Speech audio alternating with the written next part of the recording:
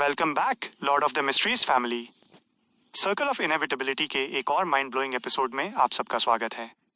आज का सफर बेहद खास होने वाला है क्योंकि आज हम चैप्टर 931 से लेकर 940 तक की कहानी को पूरी तरह से डिकोड करने वाले हैं। कहानी अब एक ऐसे मोड़ पर आ चुकी है जहां हर एक पल में सस्पेंस गहराता जा रहा है। पिछले चैप्टर्स के धमाकों के बाद अब नए राज सामने आने वाले हैं और सिचुएशन पहले से कहीं ज्यादा कॉम्प्लिकेटेड होने वाली है। तो दिल थाम कर बैठिए क्योंकि आज का एक भी चैप्टर मिस करने जैसा नहीं है। हमेशा की तरह कहानी शुरू करने से पहले मेरी अपनी इस फैमिली से एक छोटी सी और बहुत जरूरी रिक्वेस्ट है। जैसा कि आप लोग जानते ही हैं, पुराना चैनल डिमोनेटाइज होने की वजह से अभी कोई फाइनेंशियल अर्निंग नहीं हो रही है। इस नए चैनल पर आपके लिए लगातार ऐसा ही बेस्ट कंटेंट लाने में पूरी मेहनत लग रही है। अगर आप कैपेबल हैं और आपको लगता है कि मेरा काम इस लायक है तो आप एक कदम आगे बढ़ाकर मुझे सपोर्ट कर सकते हैं। मैंने अपना QR कोड और UPI ID वीडियो के डिस्क्रिप्शन में डाल दिया है। आपका एक छोटा सा कंट्रीब्यूशन भी इस चैनल को जिंदा रखने और आगे बढ़ाने में बहुत बड़ी मदद करेगा। बाकी जो लोग फाइनेंशियली सपोर्ट नहीं भी कर पा रहे हैं, आपका प्यार और सपोर्ट ही मेरे लिए सब कुछ है। बस वीडियो को लाइक कर दीजिए, अपने दोस्तों के साथ शेयर कीजिए और अगर नए हैं तो चैनल को सब्सक्राइब करना बिल्कुल मत भूलना। चलिए अब बिना किसी देरी के शुरू करते हैं आज का ये धमाकेदार सफर। Chapter 931 inquiry. लुमियन 2 कदम पीछे हटा और हॉल के पार क्लासरूम के बाहर वेटिंग बेंच पर बैठ गया। उसकी उंगलियां तेजी से चलीं जब उसने एंडरसन वुड की मोमेंट्स फीड को एक्सेस किया। कल दूसरे लोगों के फेलियर्स मेरी सक्सेस हैं। अगस्त 14। हर किसी के पास अलग टैलेंट होता है। कुछ के पास लैंग्वेज का टैलेंट होता है, कुछ के पास आर्ट का, कुछ के पास ऑर्डिनरी होने का। अगस्त 13। मेरा रूममेट सच में मर गया। इस गेम में उसका गेम ओवर हो गया जिसे लाइफ कहते हैं। अगस्त 12। लव भी एक तरह की वॉर है। हंटर्स भी कल कर सकते हैं। द निजी को। अगस्त 11। जब तक आप एंग्री नहीं होते दूसरे लोग एंग्री होंगे। अगस्त 2। फ्रेंड, आप सच में इतना नीचे स्क्रॉल करके आ गए? मेरी प्राइवेसी की थोड़ी रिस्पेक्ट करो। लुमियन बिना किसी एक्सप्रेशन के नीचे स्क्रॉल करता रहा। इसके बाद कोई और कंटेंट नहीं था। फिर उसने एक फैमिलियर लेकिन थोड़ा डिफरेंट प्रॉम्प्ट देखा। Only 30 days of moments are visible. Lumian हंसा, फोन को अपने मुंह के पास लाया और एंडरसन को एक वॉइस मैसेज भेजा जिसमें उसने ब्रीफली खुद को इंट्रोड्यूस किया ताकि ये देखा जा सके कि एंडरसन रिस्पॉन्ड करता है या नहीं और क्या उसके रिप्लाई का कोई हिडन मीनिंग हो सकता है। 2 मिनट और बैठने के बाद उसने रिसेप्शन डेस्क की डायरेक्शन से किसी को आते हुए देखा। उस पर्सन ने एक white T shirt, blue jeans और लाइट कलर के स्नीकर्स पहने हुए थे। उसके शॉर्ट ब्लैक हेयर सलीके से कॉम्ब किए हुए थे और हाफ रिम वाले लाइट गोल्ड ग्लासेस के पीछे उसकी डीप ब्राउन आइज थीं। उसके फेशियल फीचर्स जेंटल थे जिसमें हैंडसमनेस का एक हिंट था। वो एक ब्लैक शोल्डर बैग ले जा रहा था और ड्रीम में लुमियन और उसकी टीम की जर्नी का मेन टारगेट था जो मिंगरुई, मिस्टर फूल का ड्रीम मैनिफेस्टेशन।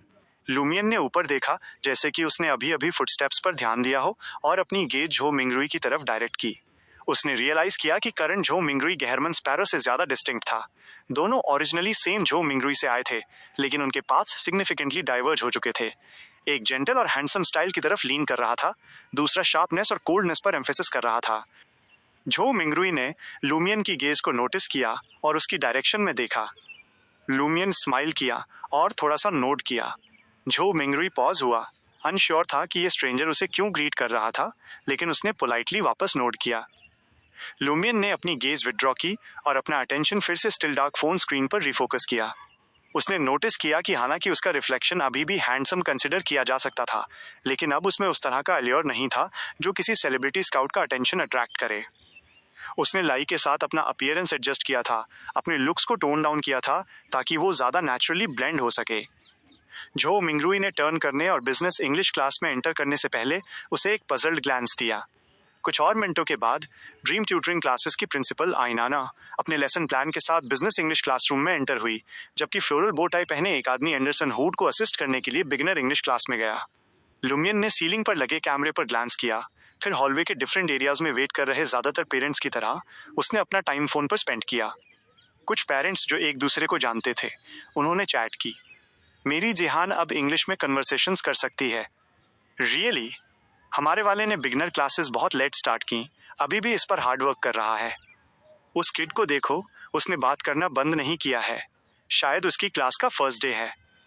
ऐसा होता है। मेरी जिहान भी फर्स्ट टाइम थोड़ी अनसेटल्ड थी। ये तब होता है जब पेरेंट्स को स्टेप इन करने की ज़रूरत होती है। उद्धरण चिन्ह डॉट डॉट डॉट उद्धरण चिन्ह। लुमियन ने इन कन्वर्सेशंस पर कोई अटेंशन नहीं दिया। वो इंटेंटली उन फोटोज पर फोकस कर रहा था जो उसने फ्रॉस्ट कवर्ड ब्लैकबोर्ड की ली थी। एक बार फिर डिटेल्स को एनालाइज करने की कॉन्स्पिरेटोरियल वर्ल्ड में इमर्स हो रहा था। ओकेजनली उसने लोकल न्यूज़ और ट्रेंडिंग वीडियोस भी चेक किए ताकि ड्रीम सिटी के मेजर चेंजेस से अपडेटेड रह सके। बिगिनर इंग्लिश क्लास ने 2 ब्रेक्स लिए, जिसके ड्यूरिंग लुडविग ने आकर अपनी फूड सप्लाईज को रिप्लेनिश करने की अपॉर्चुनिटी ली, जिससे उसकी वाउंडेड स्पिरिट को सूथ मिला। बिजनेस इंग्लिश क्लास ने सिर्फ एक ब्रेक लिया, लेकिन लुमियन झो मिंगरुई के पास नहीं गया। उसने मियरली अपनी आंख के कॉर्नर से उसे वॉच किया जब वो ब्रीफली रेस्टरूम गया और वापस आया। Business English class beginner class से 10 मिनट पहले एंड हुई और लुमियन क्विकली उठ खड़ा हुआ, झो मिंगरुई का पाथ ब्लॉक करते हुए। एक स्माइल के साथ उसने कहा, हेलो, आपको बिजनेस इंग्लिश क्लास कैसी लगी? मैं क्यूरियस हूँ। झो मिंगरुई के फेस पर कंफ्यूजन देखकर लुमियन ने फर्दर एक्सप्लेन किया, मैं यहाँ अपने किड की बिगिनर इंग्लिश क्लास के लिए आया हूँ, लेकिन बाहर से आपकी बिजनेस इंग्लिश क्लास को सुनने के बाद मुझे लगा कि ये काफ़ी अच्छी थी। मैं भी ज्वाइन करने की सोच रहा हूँ ताकि मैं वेट करते हुए टाइम वेस्ट ना करूँ। अपने किड के साथ यहाँ? झो मिंगरुई ने इंस्टिंक्टिवली क्वेश्चन किया। चाहे वो उसे कैसे भी देखता, ये आदमी उससे बहुत यंगर अपीयर होता था, एक कॉलेज स्टूडेंट की तरह। और उसका ऑलरेडी एक किड है? यस, मेरा सन, लुमियन ने एक स्माइल के साथ रिप्लाई किया। सन? एक सन जो बिगिनर इंग्लिश क्लास के लिए इनफ ओल्ड है। झो मिंगरुई ने अपने माउथ के कॉर्नर को ट्विच करने की अर्ज को रेसिस्ट किया।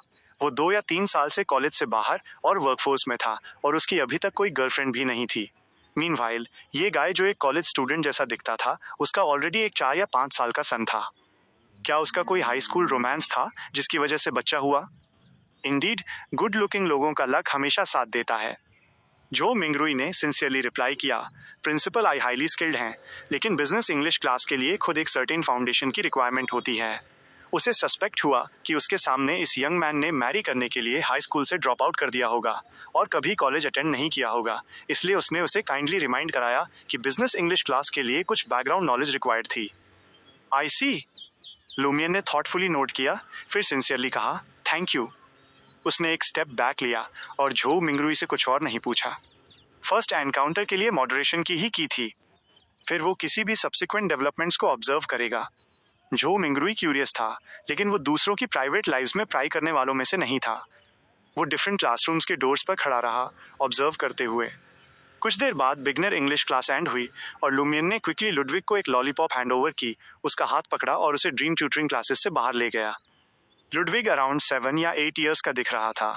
अगर झो मिंगरुई उसे देखता तो वो डेफिनेटली एक डीप इंप्रेशन के साथ लीव होता, एक 8 ईयर ओल्ड सन जिसके फादर अपने अर्ली 20s में लग रहे थे। इस फैमिली में किसी ने पक्का लॉ ब्रेक किया होगा। मिस्टर फूल के ड्रीम मैनिफेस्टेशन पर एक डीप इंप्रेशन लीव करना आज लुमियन के प्लान का पार्ट नहीं था। ये ऑप्शंस को रूल आउट करने में हेल्प नहीं करता। लुडविग के स्टमक को फिल करने के लिए बहुत सारे स्टीम्ड बन्स और पिकल्ड वेजिटेबल्स बाय करने के बाद लुमियन ने बॉय के साथ एक प्रॉपर डिनर किया और फिर एक चीप होटल में चेक इन किया। उसने लुडविग के लिए टीवी टर्न ऑन किया, रैंडमली एक कार्टून पिक किया और अपना फोन स्क्रॉल किया। उसका थंब एंडरसन हुड के वीचैट अवतार पर होवर कर रहा था। अल्टीमेटली उसने इस फॉरेन टीचर को कोई दूसरा मैसेज नहीं भेजा जो ड्रीम के ट्रू नेचर को परसीव करता हुआ लग रहा था। उसने ये देखने का ऑप्शन चुना कि क्या एंडरसन खुद उससे कांटेक्ट करने की इनिशिएटिव लेगा और कोई क्लूज प्रोवाइड करेगा। रेंटल अपार्टमेंट में फ्रैंका बेड के अगेंस्ट लीन किए हुए थी, अपने फ़ोन को स्क्रॉल कर रही थी, लेकिन उसके थॉट्स इंटायरली इस पर फोकस नहीं थे। वो वरीड थी कि लुमियन के एंड पर चीज़ें कैसी चल रही थी। झो मिंगरुई को फॉर्मली एंगेज करना अनवांटेड चेंजेस ला सकता था। जेना को भी सेम फील हुआ, वो रूम में टाइम टू टाइम आगे पीछे पेस कर रही थी। सडनली फ्रैंका स्ट्रेट बैठ गई, फ्राउन करते हुए। मुझे बार बार ऐसा फील हो रहा है जैसे मैं कुछ भूल गई हूँ। क्या ये मेरी स्पिरिचुअल इंट्यूशन मुझे रिमाइंड करा रही है? नेक्स्ट सेकंड बिना डिविनेशन की नीड के उसे क्विकली याद आ गया कि वो क्या भूल गई थी। राइट, आज double colour ball lottery draw का डे है। मैं कंप्लीटली भूल गई। उसने हरीडली रिजल्ट्स चेक किए, उसका माउथ डिसबिलीफ में स्लोली ओपन हो गया। क्या हम जीत गए? जेना ने पूछा। दोनों क्यूरियस और एक्साइटेड थीं। हम जीत गए, हम जीत गए। फ्रैंका पहले डेज्ड थी, फिर ओवरजॉयड हो गई। हम सेकेंड प्राइज जीते हैं, जिसमें 20 बेट्स थीं, with a total prize of more than 150,000 yuan. फिर उसने अपना फेस रब किया। क्या मेरे पास सच में इस तरह का लक है? नो, क्या लुमियन की फेट को इन्फ्लुएंस करने की एबिलिटी का अभी भी ये इफेक्ट हो सकता है? ओवर 150, 000। जेना स्टंट थी। फ्रूगली रहने के इन पास्ट फ्यू डेज ने उसे कुछ 1000 युआन के साथ भी काफी कंटेंट बना दिया था, और अब ऑल ऑफ अ सडन ये टेंस ऑफ थाउजेंड्स में था, उन जीरोस के सामने 2 डिजिट्स के साथ। फ्रैंका बेड से उठी और पेस करने लगी। अगर हम थोड़ा और सेव करें तो हम स्टार ड्रीम प्रोविजन स्टोर से उन इंट्रिग्विंग आइटम्स में से कुछ रेंट पर ले सकते हैं। क्या हमें सबसे पहले माइक्रो लोन्स पे ऑफ करने के बारे में नहीं सोचना चाहिए? जेना ने फ्रैंका को रिमाइंड कराया। हम अभी ड्यू डेट पर नहीं पहुंचे हैं। फ्रैंका का एक्साइटमेंट वरी के साथ टिंज्ड था। एक ही बार में इतनी लार्ज सम जीतना, क्या ये लॉटरी डिपार्टमेंट का अटेंशन अट्रैक्ट नहीं करेगा, या इवन सेलेस्टियल वर्दी की गेज? इससे पहले कि जेना रिस्पॉन्ड कर पाती, फ्रैंका ने खुद से बोलना कंटिन्यू रखा। ये सिर्फ 100,000 से थोड़ा ऊपर है। वो क्या है? जिस पर्सन ने फर्स्ट प्राइज जीता उसने 30 बेट से ज्यादा बनाई थी, ईच वर्थ 5 मिलियन। हम तो बस उन क्रम्स को निबल कर रहे हैं जो किसी और की फिंगर्स से स्लिप हो गए। बिंजी होटल में सपर के बाद लुडविग दूसरे बेड पर सो गया था, जबकि लुमियन अवेक लेटा था, पिलो के अगेंस्ट लीन किए हुए, साइलेंटली डार्क स्क्रीन और मूनलाइट से फेंटली इल्यूमिनेटेड रूम को वॉच कर रहा था। सो फार एंडरसन ने उसे कोई मैसेजेस नहीं भेजे थे, और जो मिंगरुई के साथ डायरेक्टली इंटरेक्ट करने से कोई नोटिसेबल अबनॉर्मलिटीज नहीं हुई थी। उसकी एक्शंस अनरेस्ट्रिक्टेड थीं, और उसे ड्रीम से इजेक्ट नहीं किया गया था। जैसे जैसे टाइम टिक हुआ, लुमियन ने सडनली एक बूमिंग थंडरक्लैप सुना, और कर्टन्स के बाहर नाइट स्काई को सिल्वर लाइटनिंग के एक फ्लैश से ब्रीफली इल्यूमिनेट होते देखा। थंडर कंटिन्यूसली रंबल हुआ, और रेन पूरी रात पोर डाउन होती रही, सिर्फ डॉन पर ईज हुई। लुमियन पूरी रात अवेक रहा, एक क्लियर माइंड के साथ डिलाइट को ग्रीट करते हुए। उसने अपना फोन चेक किया और फ्लडिंग और वाटरलॉग्ड एरियाज की न्यूमरस रिपोर्ट्स देखी, जिसमें कुछ सबवे लाइंस को डे के लिए सस्पेंड कर दिया गया था। क्या ये सिंबॉलिक है? और अगर ऐसा है तो ये क्या सिंबलाइज करता है? लुडविग को बहुत सारे स्टीम्ड बंस स्टफ करने के बाद लुमियन उसे पास में नूडल्स के लिए बाहर ले गया। उसने अपने लिए पी पेस्ट नूडल्स और लुडविग के लिए tomato and egg noodles order किए। मटर को सॉफ्ट और टेंडर होने तक स्ट्यू किया गया था, जो सॉस को एब्जॉर्ब कर रही थी, जिससे नूडल्स फ्रैग्रेंट और फ्लेवरफुल हो गए थे। लुमियन ने 2 स्मॉल बाउल्स ऑर्डर किए, एक और आधा खाया और रिमेनिंग हाफ लुडविग के लिए छोड़ दिया। ब्रेकफास्ट के बाद उसने लेजरली लुडविग के साथ रेंटल अपार्टमेंट के लिए पब्लिक ट्रांसपोर्टेशन वापस लिया। ये देखकर कि लुमियन और लुडविग फाइन थे, फ्रैंका, जेना और एंथनी ने रिलीफ की साई ली। लुमियन स्माइल किया और कहा, एक्सपेरिमेंट का प्रिलिमिनरी रिजल्ट ये है कि मिस्टर फूल के ड्रीम मैनिफेस्टेशन, जो मिंगरुई के साथ सिंपल डे टाइम कॉन्टैक्ट, बिना कोई स्ट्रॉन्ग इंप्रेशन लीव किए, सेलेस्टियल वर्दी का अटेंशन अट्रैक्ट नहीं करता, जिसके रिजल्ट स्वरूप ड्रीम से इजेक्ट होना पड़े या रेस्ट्रिक्शंस इम्पोज हों। ऑफ कोर्स, शायद मुझे डिसीव किया गया हो, और सेलेस्टियल वर्दी डेलिबरेटली मुझे टारगेट न कर रहा हो, मेरे तुम्हारे साथ रीग्रुप होने का वेट कर रहा हो, ताकि हम सबको एक साथ ड्रीम से बाहर किक कर सके। Chapter 9, 132 ड्रीमस्केप tendencies. लुमियन की बातें सुनकर फ्रैंका और बाकी लोग थोड़ा टेंस होने से खुद को नहीं रोक पाए, जैसे वे ऑलरेडी किसी टेरिफाइंग चीज के आने के विटनेस बन रहे हों। लुमियन ने एक चेयर खींची और बैठ गया, कैजुअली रूम के हर कॉर्नर को स्कैन करते हुए, अपने माउथ के कॉर्नर्स पर एक स्माइल लाते हुए। उसने कहा, मैं वंडर कर रहा हूँ कि ड्रीम से बाहर किक किए जाने पर कैसा फील होता है। मेजर अकाना कार्ड होल्डर्स ने कोई डिटेल्स प्रोवाइड नहीं की। क्या ये गहरे सी से लीप करने जैसा होगा, या किसी एंडलेस स्पाइरल टनल में बूट किए जाने जैसा? उसने म्यूज किया कि उसे ड्रीम से कैसे इजेक्ट किया जा सकता है। उसकी टोन लाइट थी, जैसे वो सिंपली डिस्क्राइब कर रहा हो कि उसने ब्रेकफास्ट में क्या खाया था। फ्रैंका सडनली थोड़ा सेंटिमेंटल फील करने लगी। क्या आप सब हंटर्स ऐसे ही होते हैं, बिना किसी फियर के डेंजर को फेस करना और उस पर जोक भी बनाना? ऑफ कोर्स मैं स्केयर्ड हूँ, लेकिन प्योर फियर से क्या गुड होगा? लुमियन हंसा। चाहे मैं अंदर से कितना भी फ्राइटन हूँ, मैं ऐसे एक्ट करूंगा जैसे ये कोई बिग डील नहीं है, और मैं सर्टेनली अपने वर्ड्स को कोई वीकनेस बिट्रे नहीं करने दूंगा। फ्रैंका हंसी। नो वंडर, वे कहते हैं कि एक हंटर के बारे में सबसे टफेस्ट चीज उनका माउथ होती है। लुमियन और जेना दोनों बिना एक वर्ड कहे फ्रैंका को देखने के लिए टर्न हुए। फ्रैंका फ्रीज हो गई।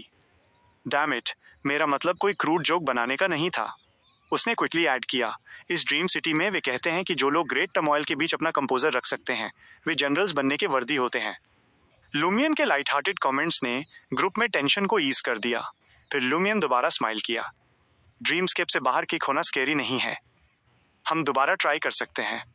जो फ्राइटनिंग है वो ये है कि अगर सेलेस्टियल वर्दी हमें रेस्ट्रिक्ट कर दे, अपने सबऑर्डिनेट्स को भेज दे और हमें ड्रीम में किल कर दे, तब कुछ नहीं बचेगा। जेना ने उसके वर्ड्स पर पॉन्डर किया और पूछा, तो आप कह रहे हैं कि अगर चीजें सच में रॉन्ग जाती हैं तो हमें ड्रीम को अर्ली लीव कर देना चाहिए? Pretty smart. लूमियन अपनी चेयर पर पीछे लीन हुआ, अपना फोन निकाला और स्टॉप होने से पहले स्क्रीन को 2 बार स्वाइप किया। बिना मूव किए लंबे टाइम तक उसे स्टेयर करता रहा। फ्रैंका ने स्क्रीन पे ग्लैंस किया और नोटिस किया कि ये WeChat friend request interface display कर रहा था। मिस्टर फूल का क्यू और वीचैट एक अल्टरनेट अकाउंट के साथ ऐड करने की सोच रहे हो? उसने इमीडिएटली गेस किया।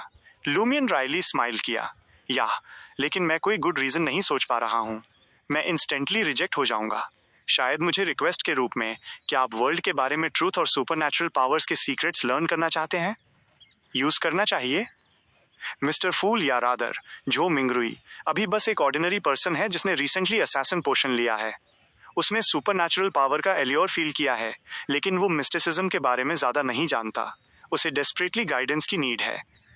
एंथनी, जो खुद भी सीट ले चुका था, उसने अपना हेड शुक किया। अगर जो मिंगरुई खुद से डिस्कवर करता है कि आप उसे रियल ऑकल्ट नॉलेज टीच कर सकते हैं, भले ही इसके लिए उसे मनी कॉस्ट करना पड़े, वो आपको ऐड कर सकता है। लेकिन अगर आप एक्टिवली और एंथुजियास्टिकली उसे गाइड करने की ट्राई करेंगे तो इसका अपोजिट इफेक्ट होगा। एग्जैक्टली, फ्रैंका ने एम्फेटिकली नोट किया। वो आपको इमीडिएटली ब्लॉक कर सकता है। वो पुलिस को भी कॉल कर सकता है, जैसे, हेलो ऑफिसर, यहाँ कोई है जो सुपरस्टिशंस को प्रमोट कर रहा है। शायद कोई कल्ट मेंबर हो। लूमियन साइलेंट हो गया, डीप थॉट में, खुद से मटर करते हुए। शायद मुझे एक मिस्ट्री थीम वाला वीडियो अकाउंट क्रिएट करना चाहिए, एक रेपुटेशन बिल्ड करनी चाहिए और जो मिंगरुई के मेरे पास आने का वेट करना चाहिए। लेकिन उससे सेलेस्टियल वर्दी की गेज पर एक्सपोजर का रिस्क होगा। अगर अकाउंट बहुत पॉपुलर हो जाता है तो हमें टारगेट किया जाएगा। अगर ये बहुत ऑब्सक्योर रहता है तो मिस्टर फूल नोटिस नहीं करेंगे। अनलेस हम टारगेटेड एड्स यूज करें। फ्रैंका थोड़ा ट्विच हुई। ये गाय इस ड्रीम सिटी और ऑनलाइन सोसाइटी में मेरी एक्सपेक्टेशन से ज्यादा फास्टर अडॉप्ट कर रहा है। उसने अपने हैंड स्प्रेड किए। मेरे पास टेक्निकल नो हाउ नहीं है। लूमियन ने ब्रेनस्टॉर्मिंग कंटिन्यू रखी। शायद हम मिस्टर फूल के फ्रेंड्स या कलीग्स को इन्वॉल्व करते हुए एक माइनर मिस्टिसिज्म इंसिडेंट स्टेज कर सकते हैं, फिर उसे खुद सॉल्व कर सकते हैं। उनके थ्रू वर्ड जो मिंगरुई तक वापस पहुंच जाएगा। ये सेलेस्टियल वर्दी के सर्विलांस पैटर्न्स को टेस्ट करने का भी एक वे है, लेकिन हमें इसके लिए रिस्पॉन्सिबल पर्सन के डिटेक्ट और टारगेट होने के लिए प्रिपेयर रहना होगा। हमें उन्हें एडवांस में मूव आउट कराना होगा और ज़्यादा डिस्क्रीट मेथड्स का यूज़ करके हमारे साथ कांटेक्ट मेंटेन रखना होगा। ये फिजिबल है, वर्थ अ ट्राई। प्लान को कैरी आउट करने के लिए किसी स्पेसिफिक टीम मेंबर को असाइन करने के बजाय लूमियन फ्रैंका की तरफ टर्न हुआ। हमारे रिज्यूमे सबमिट करने का टाइम आ गया है। इंटिस ग्रुप को। ओके, फ्रैंका ने अपना फ़ोन निकाला। उसने ऑलरेडी रिज्यूमे प्रिपेयर कर लिए थे। उसने एक एडमिनिस्ट्रेटिव रोल के लिए अप्लाई किया, जबकि लूमियन ने सिक्योरिटी के लिए अप्लाई किया। उन चारों में से फ्रैंका अकेली थी जिसके पास फॉर्मल क्वालिफिकेशंस थीं, लेकिन उसकी फील्ड जो मिंगरुई की फील्ड से काफ़ी रिमूव थी, इसलिए वो सेम डिपार्टमेंट में अप्लाई नहीं कर सकती थी। उसे एक ऐसी पोजीशन चूज करनी थी जो उसके साथ फ्रीक्वेंट कॉन्टैक्ट अलाउ करे। बाकी 3। एंथनी का कवर एक रिटायर्ड सोल्जर का था। जेना एक आर्ट स्टूडेंट थी जो ड्रामा में मेजर कर रही थी, और लूमियन एक हाई स्कूल ड्रॉप आउट था जिसने कुछ मार्शल आर्ट्स लर्न की थी। ऐसा नहीं था कि मैडम जस्टिस उन एकेडमिक क्रेडेंशियल्स को फोर्ज नहीं करना चाहती थी जिन्हें ऑनलाइन वेरीफाई किया जा सके।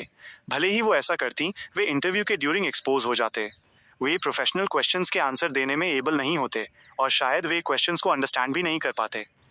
उस रीजन से फ्रैंका ने जेना को भेजने के बजाय खुद अप्लाई करने का चूज किया, जिसके पास थ्योरी में एक आर्ट स्टूडेंट के रूप में एडमिनिस्ट्रेटिव पोजीशन पर ज्यादा बेटर शॉट होता। रिज्यूमे सबमिट करने के बाद फ्रैंका ने एक स्माइल के साथ लूमियन की तरफ देखा और पूछा, मेरे पास कुछ गुड न्यूज है। क्या आप गेस कर सकते हैं कि वो क्या है? स्टॉप। कोई आई कलर चेंजेस नहीं। लूमियन ने कुछ सेकंड्स के लिए पॉन्डर किया। क्या हम लॉटरी जीत गए? ऐसी बहुत सी चीजें नहीं थी जिन्हें गुड न्यूज कंसीडर किया जा सके और एंथनी के सामने शेयर किया जा सके, इसलिए इसे वही होना था। गेस करो कितना? फ्रैंका इस बात से डिसअपॉइंटेड नहीं थी कि लूमियन ने इसे राइट अवे गेस कर लिया था। लूमियन हंसे बिना नहीं रह सका। मिस, आपने सेम नंबर के साथ बहुत सारी टिकट्स बाय की थी और मैं ऑलरेडी सेकंड प्राइज के लिए मिनिमम लुकअप कर चुका हूँ। आपको क्या लगता है? क्या मैं गेस कर सकता हूँ कि आप कितना जीती हैं? फ्रैंका शीपिशली स्माइल की और बोली, वो पॉइंट नहीं है। पॉइंट ये है कि आपने कुछ स्ट्रेंज नोटिस नहीं किया? जब हमने रिवाइव्ड कॉप से फाइट की तो हिडन मैरियोनेटिस्ट ने इंटरवीन नहीं किया। जब हम स्टार ड्रीम प्रोविजन स्टोर के बाहर थे तो किसी ने हमें ईव्सड्रॉपिंग डिवाइसेस और हिडन कैमराज जैसे टेक्नोलॉजिकल मेथड्स के बारे में वार्न किया। और अब हम एक लॉटरी टिकट जीते हैं जिस पर हमने 20+ टाइम स्टेक किया था। इसे क्या कहते हैं? कोई फोर्स हमारी हेल्प कर रही है। जेना, जिसने ऑलरेडी फ्रैंका के साथ इस पर डिस्कस किया था, उसने ऐड किया, हमें लगता है कि ये ड्रीम के अंदर मिस्टर फूल की सबकॉन्शियस टेंडेंसीज का एक एक्सप्रेशन है। यह सिंबॉलिक है। अभी न तो वो और न ही सेलेस्टियल वर्दी एब्सोल्यूट डोमिनेंस होल्ड करते हैं। डे के ड्यूरिंग वो स्ट्रॉन्गर होते हैं। नाइट में सेलेस्टियल वर्दी ज़्यादा पावरफुल होता है, लेकिन नाइट में भी वो एंटायरली पावरलेस नहीं होते।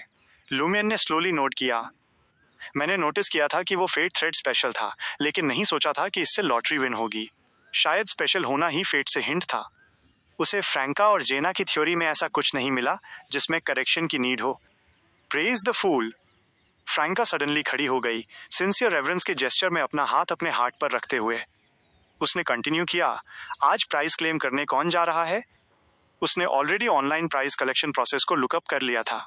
लूमियन और जेना दोनों ने एंथनी की तरफ देखा, जिसने कामली नोट किया। अगर ये 3 डेमोनेसेस होती तो उन्हें और ज्यादा डिस्गाइजेस पुट ऑन करने पड़ते, लेकिन एंथनी को किसी की नीड नहीं थी। एंथनी ने कामली नोट किया, मैं जाऊंगा। मॉर्निंग में 10 बजे जब उनमें से किसी को कोई एबनॉर्मलिटीज एनकाउंटर नहीं हुई थी, लूमियन स्लीप कैचअप करने के लिए बेडरूम की तरफ हेडेड हुआ। फ्रैंका ने ग्रे सेडन ड्राइव की, जेना, एंथनी और लुडविग उसके साथ थे, ड्रीम सिटी में लॉटरी सेंटर के नेविगेशन को फॉलो करते हुए।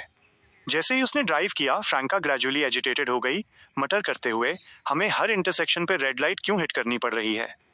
पैसेंजर सीट पर बैठी जेना ने एक मोमेंट के लिए पॉन्डर किया, क्या ये सेलेस्टियल वर्दी की ड्रीम टेंडेंसी मैनिफेस्ट हो रही हो सकती है, जो सिंबलाइज कर रही हो कि हमारी एक्शन स्मूथली नहीं जाएंगी? फ्रैंका काम डाउन हुई, अपनी ड्राइविंग पर ज्यादा इंटेंटली फोकस करते हुए।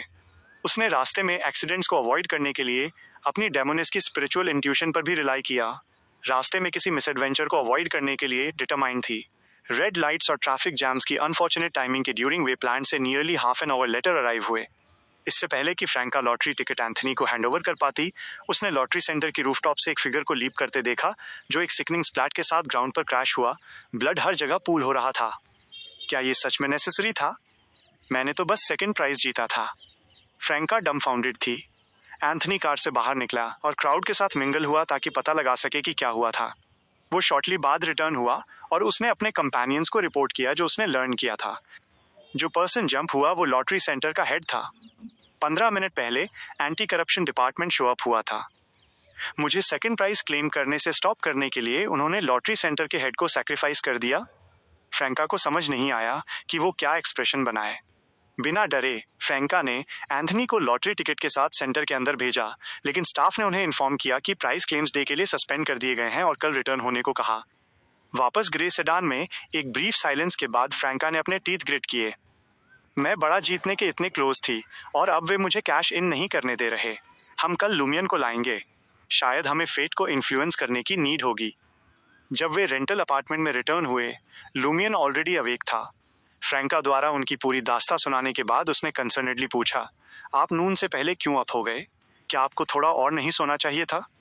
लूमियन हंसा, मैं एक फ़ोन कॉल से वोकअप हुआ था। वाह, आपको ये नंबर बस कुछ दिन पहले मिला था और आपको ऑलरेडी स्पैम कॉल्स आने लगी? फ्रैंका ने नॉइंगली जोक किया। लूमियन ने अपना हेड शुक किया। नो, ये इंटिस ग्रुप से था। वे चाहते हैं कि मैं कल मॉर्निंग एक इंटरव्यू के लिए आऊं। इतनी क्विकली एक इंटरव्यू कॉल? फ्रैंका सरप्राइज में ब्लर्ट आउट हुई, मुझे अभी तक एक भी क्यों नहीं मिला? मेरा रिज्यूमे लूमियन से बहुत बेटर है। लूमियन ने अपना फोन निकाला, स्क्रीन अनलॉक की और इसे फ्रैंका को हैंड ओवर कर दिया। शायद ये इस वजह से है। फ्रैंका ने क्यूरियसली फोन लिया, सिर्फ स्क्रीन पर एक न्यूज आर्टिकल देखने के लिए। कल रात के थंडरस्टॉर्म के ड्यूरिंग एक कार पर लाइटनिंग स्ट्रक हुई, जिससे एक की डेथ हो गई और 3 इंजर्ड हो गए।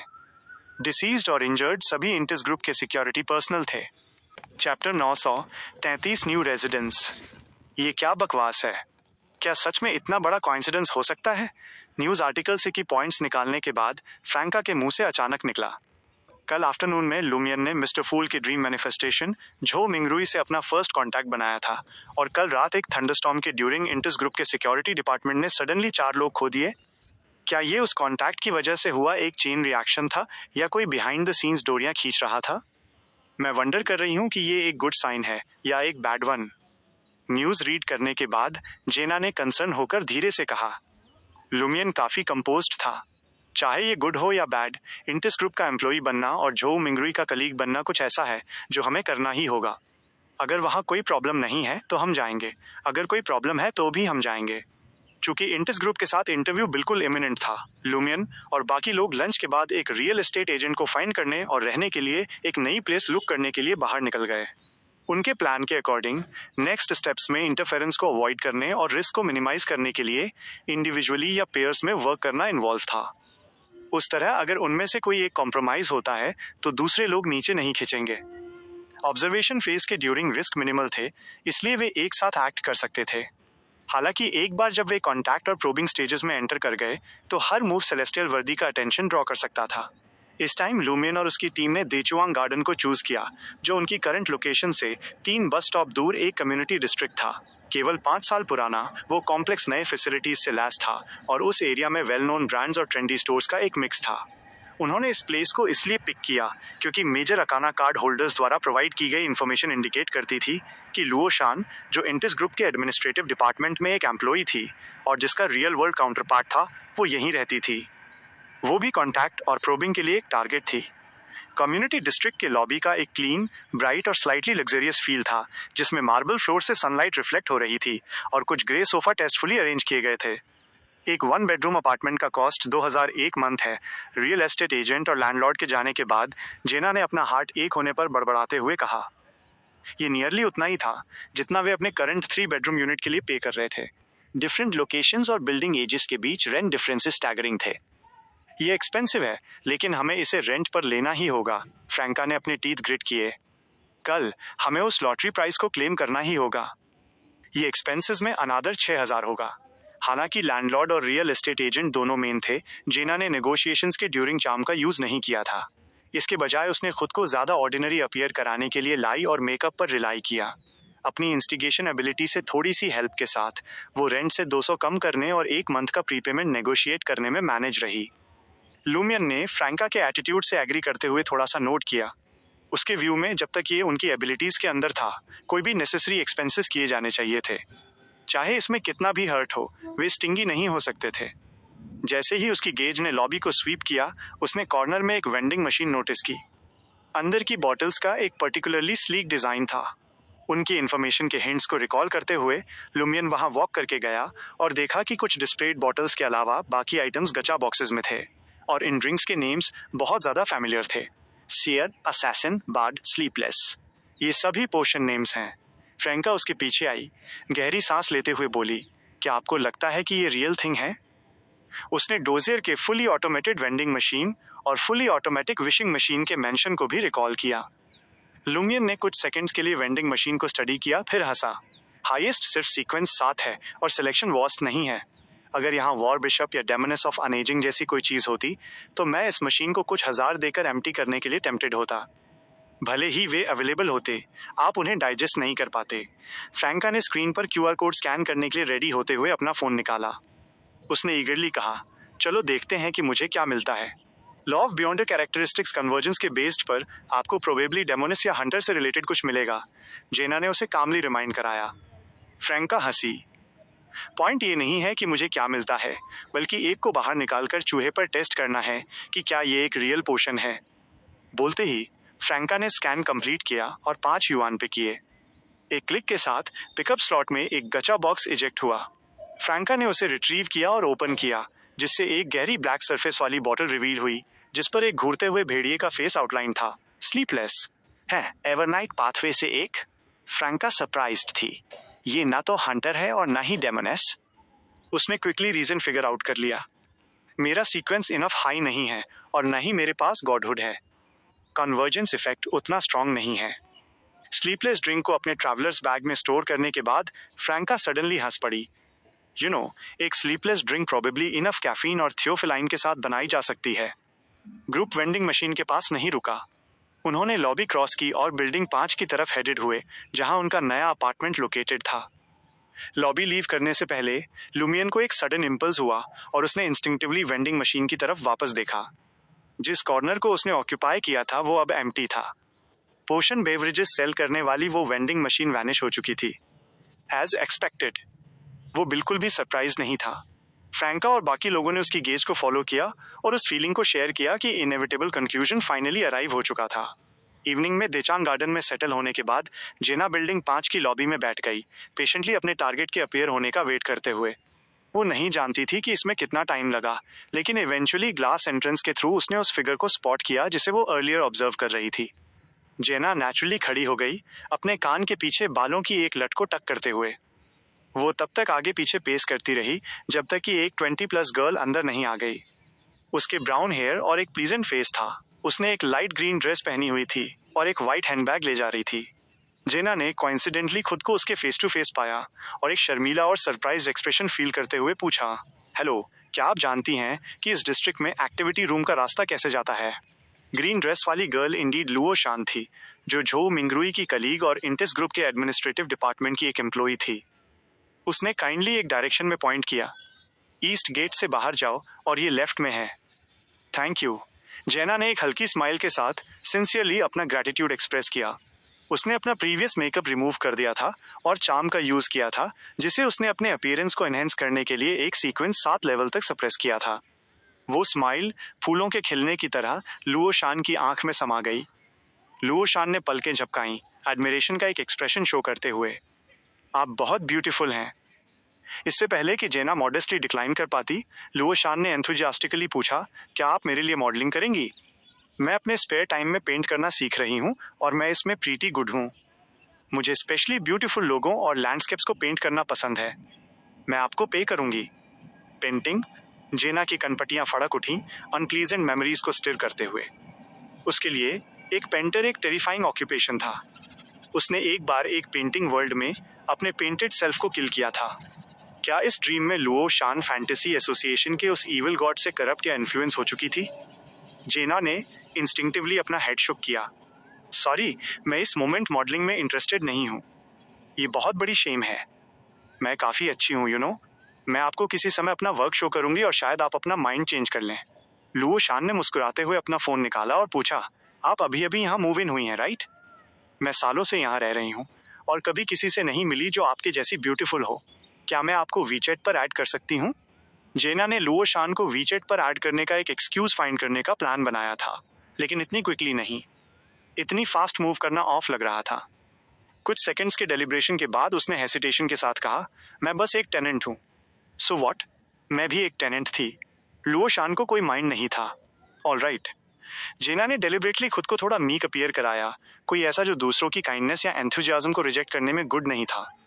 वी चैट पर उसे ऐड करते समय जेना ने चैट ओनली ऑप्शन सिलेक्ट किया। ये इस तरह दिखाने के लिए था जैसे वो स्ट्रेंजर्स को ऐड करने के लिए बहुत विलिंग नहीं थी, इस इंप्रेशन को अवॉइड करते हुए कि वो एक्टिवली लुओ शान को सीक आउट कर रही थी। ईस्ट गेट के बाहर एक्टिविटी रूम के अराउंड एक वॉक लेने और पास के एक रेस्टोरेंट में मील ग्रैब करने के बाद जेना ने नोटिस किया कि डार्क हो चुका था। वो 23 रेड फ्लोर के अपार्टमेंट में रिटर्न हुई और डोर लॉक कर दिया। नेक्स्ट डे या 2 के लिए वो वहाँ अकेली रहने वाली थी। Star shaped main light turn on करने के बाद जेना की गेज ने ग्रे और ऑरेंज सोफा, मिनिमलिस्ट लेकिन स्टाइलिश डेकोर, विंडो फ्रेम्स की मेटालिक शीन और लाइट कलर की शीट्स वाले बेड को स्वीप किया जो बेडरूम के डोर से जस्ट विजिबल था। लूमियन और बाकी लोग जो 3 बेडरूम यूनिट रेंट पे ले रहे थे, उसके कंपैरिजन में ये 1 bedroom apartment obviously newer, better furnished और डिजाइन में सिंपलर फिर भी एलिगेंट था। जेना विंडो की तरफ वॉक करके गई।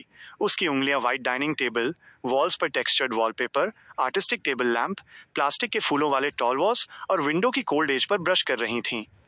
उसने बाहर देखा।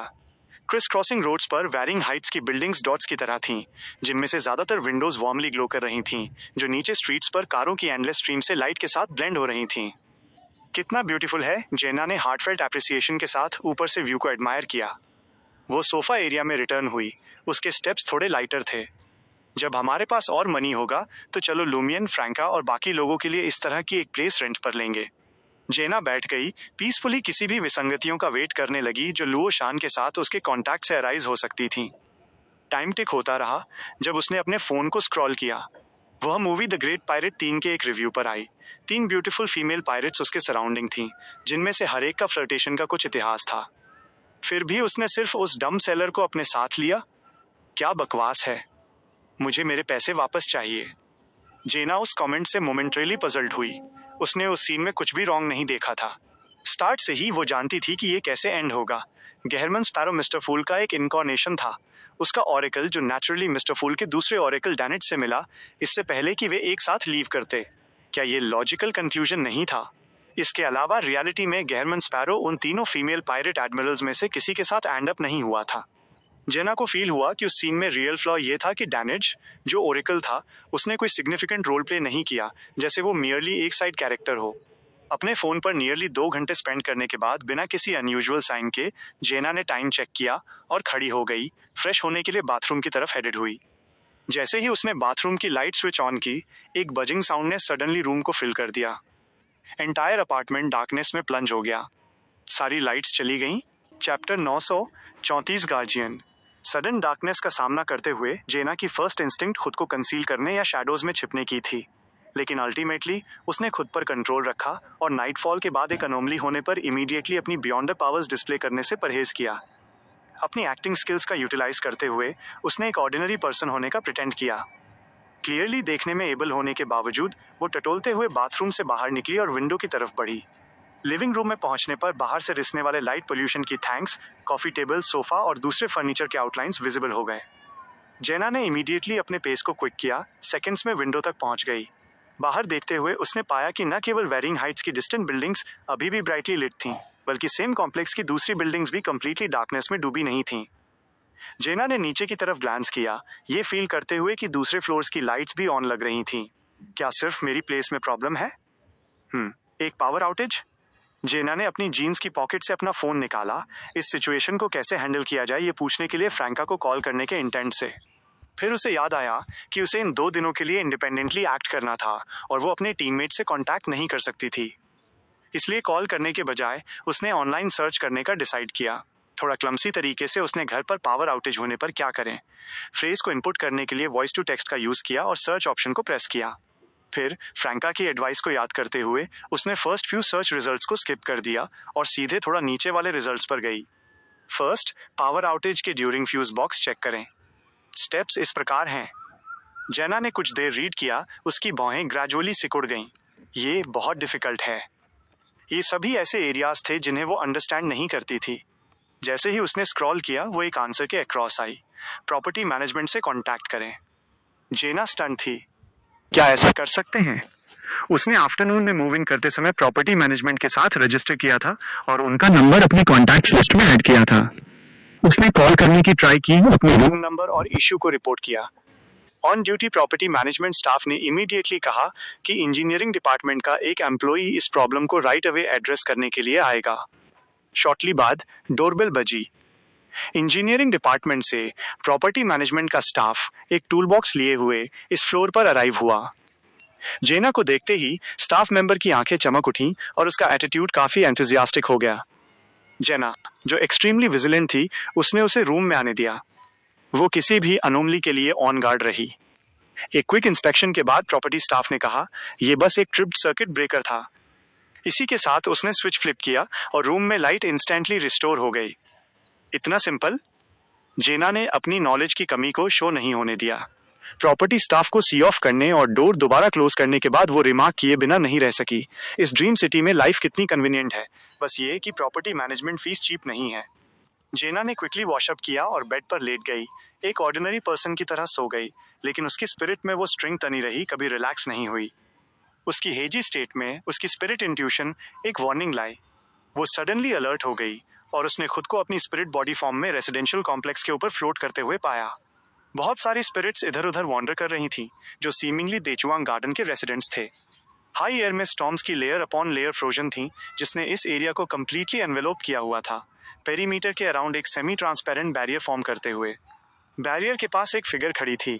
वो लुओ शान थी, जिसने डाइट ब्राउन हेयर के साथ अपनी लाइट ग्रीन कैजुअल ड्रेस पहनी हुई थी। लुओ शान के सामने डार्कनेस की डेप्थ से एक के बाद एक स्ट्रेंज फिगर्स इमर्ज हुई, जो रेसिडेंशियल डिस्ट्रिक्ट में एंटर करने की ट्राई करते हुए फ्रोजन स्टॉर्म्स और सेमी ट्रांसपेरेंट बैरियर पर कॉन्स्टेंटली लंच कर रही थीं। इनमें से कुछ figures half human half snake थीं, जिनमें एक एल्योरिंग वुमन का अपर बॉडी और स्लिक स्केल से कवर्ड एक थिक पाइथन टेल का लोअर बॉडी था। कुछ एक उल्लू के विंग्स के बीच एम्बेडेड मिनिएचर ह्यूमंस की तरह लग रहे थे, जिनके शार्प टैलेंस ग्रो हो रहे थे। दूसरे लॉन्ग हेयर वाली यंग नेकेड वुमन थीं, जो फ्रीली अपनी वॉलुप्टुअस फिगर्स डिस्प्ले कर रही थीं। इन स्ट्रेंज क्रिएचर्स के इन्वेजन को फेस करते हुए लुओ शान ने काफी थिक ऑयल पेंटिंग ब्रश निकाला और क्विकली सेमी ट्रांसपेरेंट बैरियर पर पैटर्न स्केच करना स्टार्ट कर दिया। वो फ्लाइंग बर्ड से सराउंडेड सन्स ड्रॉ कर रही थी। जैसे ही ये सिंपल पेंटिंग शेप में आई, उसके अंदर के सन्स एक गोल्डन ब्रिलियंट रेडियंस के साथ लिट अप हो गए, जिससे सभी मॉन्स्टर्स को साइमल्टेनियसली अपनी आंखें क्लोज करनी पड़ी। फिर हर एक बर्ड गोल्डन फ्लेम्स में बस्ट हुई, डिफरेंट मॉन्स्टर्स की तरफ सेमी ट्रांसपेरेंट बैरियर से बाहर फ्लाई करते हुए। इस सीन को देखकर जेना शॉक्ड और डीपली पजल्ड थी। करंट सिचुएशन उससे काफी डिफरेंट थी जो उसने इमेजिन की थी। लुओ शान उन स्ट्रेंज क्रिएचर्स के अगेंस्ट फाइट करती हुई लग रही थी, उन्हें देचुआंग गार्डन के करस्पॉन्डिंग स्पिरिट वर्ल्ड में एंटर करने से प्रिवेंट कर रही थी। वो एक गार्जियन की तरह दिख रही थी, लेकिन जो एबिलिटीज उसने डिस्प्ले की थी वे क्लियरली एक पेंटर की थी, जो फैंटेसी एसोसिएशन के उस इविल गॉड से मिला एक बून था। लुओ शान को रेसिडेंशियल डिस्ट्रिक्ट के स्पिरिट वर्ल्ड पर इन्वेट करने के लिए उन स्ट्रेंज क्रिएचर्स के साथ कोऑपरेट करना चाहिए था, तो वो इसके बजाय बैरियर को प्रोटेक्ट क्यों कर रही है? मोरोवर वापस शिनहोंग डिस्ट्रिक्ट में न तो लुमियन, फ्रैंका और न ही एंथनी ने स्ट्रेंज क्रिएचर्स के इन्वेट करने जैसी किसी चीज को डिस्कवर किया था। क्या ये झो मिंगरुई के ड्रीम मैनिफेस्टेशन के साथ लुमियन के फॉर्मल कॉन्टैक्ट द्वारा लाया गया एक चेंज है, या क्या देचुआंग गार्डन खुद कुछ स्पेशल प्रॉपर्टीज होल्ड करता है? अपने कंफ्यूजन के बीच ये देखते हुए कि लुओ शान काफी स्टीडली गार्ड कर रही थी, जेना ने हेल्प ऑफर करने के आइडिया को सप्रेस किया और दूसरे रेसिडेंट्स के एस्ट्रल प्रोजेक्शंस की तरह बैरियर के अंदर एमलेसली वॉन्डर करने का प्रिटेंड किया। ये डेब्रेक तक कंटिन्यू रहा। शिनहोंग डिस्ट्रिक्ट में एक रेंटेड अपार्टमेंट में फ्रैंका, जो जेना के कंसर्न की वजह से अर्ली वोकअप हुई थी, उसने लुमियन को देखा जो नाइट वॉच पर रहा था। वो शू कैबिनेट के ऊपर से एक छोटा केज डाइनिंग टेबल पर ला रहा था। अंदर एक ग्रे और व्हाइट रैट था। लुडविग की प्रेजेंस ने अपार्टमेंट से रैट्स, कॉकरोचेस और दूसरे ऐसे क्रिएचर्स को इरेडिकेट कर दिया था। पोशन बेवरेज के इफेक्ट्स को टेस्ट करने के लिए लुमियन और बाकी लोगों ने कल डार्क होने से पहले कॉम्प्लेक्स के अराउंड स्पेसिफिकली वॉन्डर किया था और फाइनली एक को कैच किया था। फ्रैंका बैठ गई और वॉच करने लगी जब लुमियन ने ग्लव्स पुट ऑन किए और रैट को ग्रैब किया, जो लुडविग की प्रेडेटरी गेज के नीचे फियर में दुबका हुआ था, और उसमें स्लीपलेस बेवरेज पोर करना स्टार्ट किया। रैट ने सिर्फ एक सिप लिया इससे पहले कि बाकी ड्रिंक उसकी बॉडी में फ्लड हो गई, इस बात को कंप्लीटली डिसरिगार्ड करते हुए कि क्या वो इतना कंटेन कर सकता था। पलक झपकते ही रैट सडनली स्वेल अप हो गया। उसके शॉर्ट ग्रे वाइट फर एक हेजहॉग के क्विल्स की तरह एंड पर खड़े हो गए और ब्लैक टर्न होने लगे। उसकी आर्मपिट्स में और चेस्ट और बेली के अक्रॉस फ्लैश इस तरह छटपटाया जैसे नए लिम्ब स्प्राउट होने वाले हों। क्या इसने कंट्रोल लॉस्ट कर दिया है? ये थॉट लुमियन और फ्रैंका के माइंड्स में साइमल्टेनियसली फ्लैश हुआ। लुडविग ने डिलाइट में अपना माउथ ओपन किया और म्यूटेटेड रैट को एक घूंट में स्वेलो कर गया। चबाना, चबाना, चबाना। उसने सेटिस्फेक्शन में अपनी आंखें मूंद ली। क्या इसे इस तरह खाना ठीक है? फ्रैंका ने कुछ कंसर्न के साथ लुडविग की तरफ देखा। इस फूड में बियॉन्डर कैरेक्टरिस्टिक्स हैं। लुडविग ने एक मफल्ड वॉइस के साथ रिप्लाई किया, नो प्रॉब्लम, कैरेक्टरिस्टिक्स को डाइजेस्ट करना अभी के लिए, बस उन्हें स्टोर कर रहा हूँ। लुमियन ने नोट किया, अब एम्प्टी हो चुकी स्लीपलेस ड्रिंक बॉटल को पिक करते हुए कहा, यह सच में एक पोशन है। फ्रैंका ने इमोशनली आह भरी। ये सिर्फ इस तरह के टाइम्स में होता है जब मैं ट्रूली फील करती हूँ कि ये एक ड्रीम है। एवरीडे लाइफ बहुत रियल है। मॉर्निंग स्काई की तरफ देखते हुए फ्रैंका ने केयरफुली लुमियन से पूछा, आप मॉर्निंग में इंटरव्यू के लिए जाएंगे और हम आफ्टरनून में एक साथ लॉटरी प्राइज क्लेम करेंगे। आप इसे मॉर्निंग में क्लेम करने जाएं? लुमियन ने एक स्माइल के साथ कहा, फ्रैंका को उसका क्वेश्चन वॉइस करने से पहले कट करते हुए। लेकिन मैं लॉटरी टिकट रखूंगा। फ्रैंका को समझ आ गया। आपका मतलब है प्राइज क्लेम करने में डिफिकल्टी का बैड लक, या रादर इसके लिए ड्रीम का रेजिस्टेंस खुद टिकट पर फोकस्ड है, हम पर नहीं? ये मेक सेंस करता है। अगर सेलेस्टियल वर्दी का रेजिस्टेंस प्रिसाइजली हमें टारगेट कर सकता तो हमें ऑलरेडी ड्रीम से बाहर किक कर दिया गया होता। मैं समझ गई। एंथनी और मैं बिना टिकट के लॉटरी सेंटर जाएंगे, जैसे हम बस विजिट कर रहे हों। जब हम उस स्टेप पर पहुंचेंगे जहां हमें टिकट प्रोवाइड करने की नीड होगी, तो आप इसे मिरर वर्ल्ड के थ्रू भेज देंगे, जिससे किसी भी रेजिस्टेंस इवेंट के ऑकर होने से पहले क्लेम कंप्लीट हो जाएगा। एग्जैक्टली और ये इस बात को वेरीफाई करने के लिए भी है कि क्या ड्रीम की टेंडेंसीज के बारे में आपका स्पेकुलेशन सच में एग्जिस्ट करता है, और अगर ऐसा है तो इसके ऑपरेशन के रूल्स क्या हैं? लुमियन ने लाइटली नोट किया। ब्रेकफास्ट के बाद लुमियन ने एक वाइट शर्ट और ब्लैक ट्राउजर्स चेंज किए, रिज्यूमे और दूसरे डॉक्यूमेंट्स लिए जो उसने कल प्रिंट आउट किए थे, साथ में लॉटरी टिकट लिया और टेक बिल्डिंग के लिए पब्लिक ट्रांसपोर्ट लिया जहां इंटिस ग्रुप लोकेटेड था। फ्रैंका एंथनी और लुडविग को लॉटरी सेंटर ले गई। टेक बिल्डिंग के सामने लुमियन ने कुछ ओल्ड फैशन 16 स्टोरी बिल्डिंग की तरफ ऊपर देखा, जो काम पर जाने वाले व्हाइट कॉलर वर्कर्स के साथ मिक्स थी, और ओपनली अंदर वॉक किया। लॉटरी टिकट ले जाने के कारण उसकी जर्नी स्मूथ रही थी। बिना किसी एक्सीडेंट के, जैसे बस ब्रेकडाउन या ट्रैफिक जैम्स, उसका डेस्टिनेशन लॉटरी सेंटर से अपोजिट डायरेक्शन में था। लुमियन इंटरव्यू के लिए ऊपर जाने की जल्दी में नहीं था। वो डिफरेंट फ्लोर्स के लिए इंफॉर्मेशन शो करने वाले डिस्प्ले बोर्ड के पास आया और इस बिल्डिंग के कंपनी कंपोजिशन को सर्वे किया। इस बिल्डिंग के प्रॉपर्टी राइट्स इंटिस ग्रुप के थे। फर्स्ट से फिफ्थ फ्लोर्स इंटिस ग्रुप की कुछ सब्सिडियरीज को एलोकेटेड थे। सिक्स्थ से नाइन्थ फ्लोर्स दूसरी कंपनीज को रेंट पर दिए गए थे। 10th फ्लोर का हाफ इंटिस ग्रुप के हेडक्वार्टर्स का था, जबकि दूसरा हाफ ऑरोरा कंपनी को लीज पर दिया गया था। 11th और 12th फ्लोर्स भी रेंट पर दिए गए थे। 13th से 15th फ्लोर्स इंटिस ग्रुप के हेडक्वार्टर्स के दूसरे डिपार्टमेंट्स थे। 16th floor exclusively mister Huang के लिए था, जो एम्परर रोशल का ड्रीम मैनिफेस्टेशन थे। ये इंडीड वैसा ही था जैसा फ्रैंका ने कहा था। इस बिल्डिंग में ऑब्वियस इश्यूज हैं। इंटिस ग्रुप सभी 16 फ्लोर्स को ऑक्यूपाई करने के लिए कुछ डिपार्टमेंट्स और सब्सिडियरीज को रिकॉल कर सकता था, तो उनमें से कुछ को रेंट पर क्यों दिया? मोरोवर, हेडक्वार्टर्स के एडमिनिस्ट्रेटिव और technical departments actually aurora company के साथ एक फ्लोर शेयर करते हैं। फ्रैंका के वर्ड्स में ये राइट नहीं है। चीज़ें राइट न होने का 120% चांस है। लुमियन ने सीरियसली पॉन्डर किया। जब उसे इस टेक बिल्डिंग के बारे में इंफॉर्मेशन मिली थी, फ्रैंका ने जस्ट वन लुक के बाद ही अबनॉर्मलिटी को सेंस कर लिया था। ये उसकी मेमोरी में सिचुएशन से काफ़ी मैच नहीं करता था। लुमियन ने इसे 1 दर्जन सेकंड्स के लिए मल ओवर किया, फिर साइलेंटली खुद से कहा, क्या ये एक सिंबल है? क्या ये बिल्डिंग इंटिस रिपब्लिक को सिंबलाइज करती है, जिसमें कुछ फ्लोर्स का रेंट पर दिया जाना इंटिस रिपब्लिक में कल्ट्स और डिफरेंट फोर्सेस के इन्फिल्ट्रेशन को सिंबलाइज करता है? क्या ये इंटिस रिपब्लिक के बारे में मिस्टर फूल का इंप्रेशन है?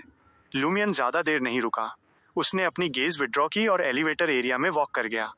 वो ओकेजनली मिरर्ड मेटल सरफेस पर ग्लैंस करता रहा, फ्रैंका या एंथनी द्वारा उसके फ़ोन को कुछ टाइम्स रिंग करने का वेट करते हुए। जैसे ही एलिवेटर के फ्लोर को इंडिकेट करने वाले नंबर्स स्लोली चेंज हुए, कोई और लुमियन के साथ ज्वाइन हुआ। वो चेस्टनट डाइड हेयर वाला एक बहुत हैंडसम और ट्रेंडी मिडिल एज्ड मैन था। Mister Huang? लुमियन ने अपनी आंख के कॉर्नर से उस फिगर की साइट कैच की और रियलाइज किया कि वो कौन था। वो एम्परर रोशल का ड्रीम मैनिफेस्टेशन था, इंटिस ग्रुप का बॉस मिस्टर हुआंग ताओ, जो अक्सर अपने प्राइवेट एलिवेटर का यूज न करने का चूज करता था और इसके बजाय एम्प्लॉई एलिवेटर में क्राउड्स को ज्वाइन करता था।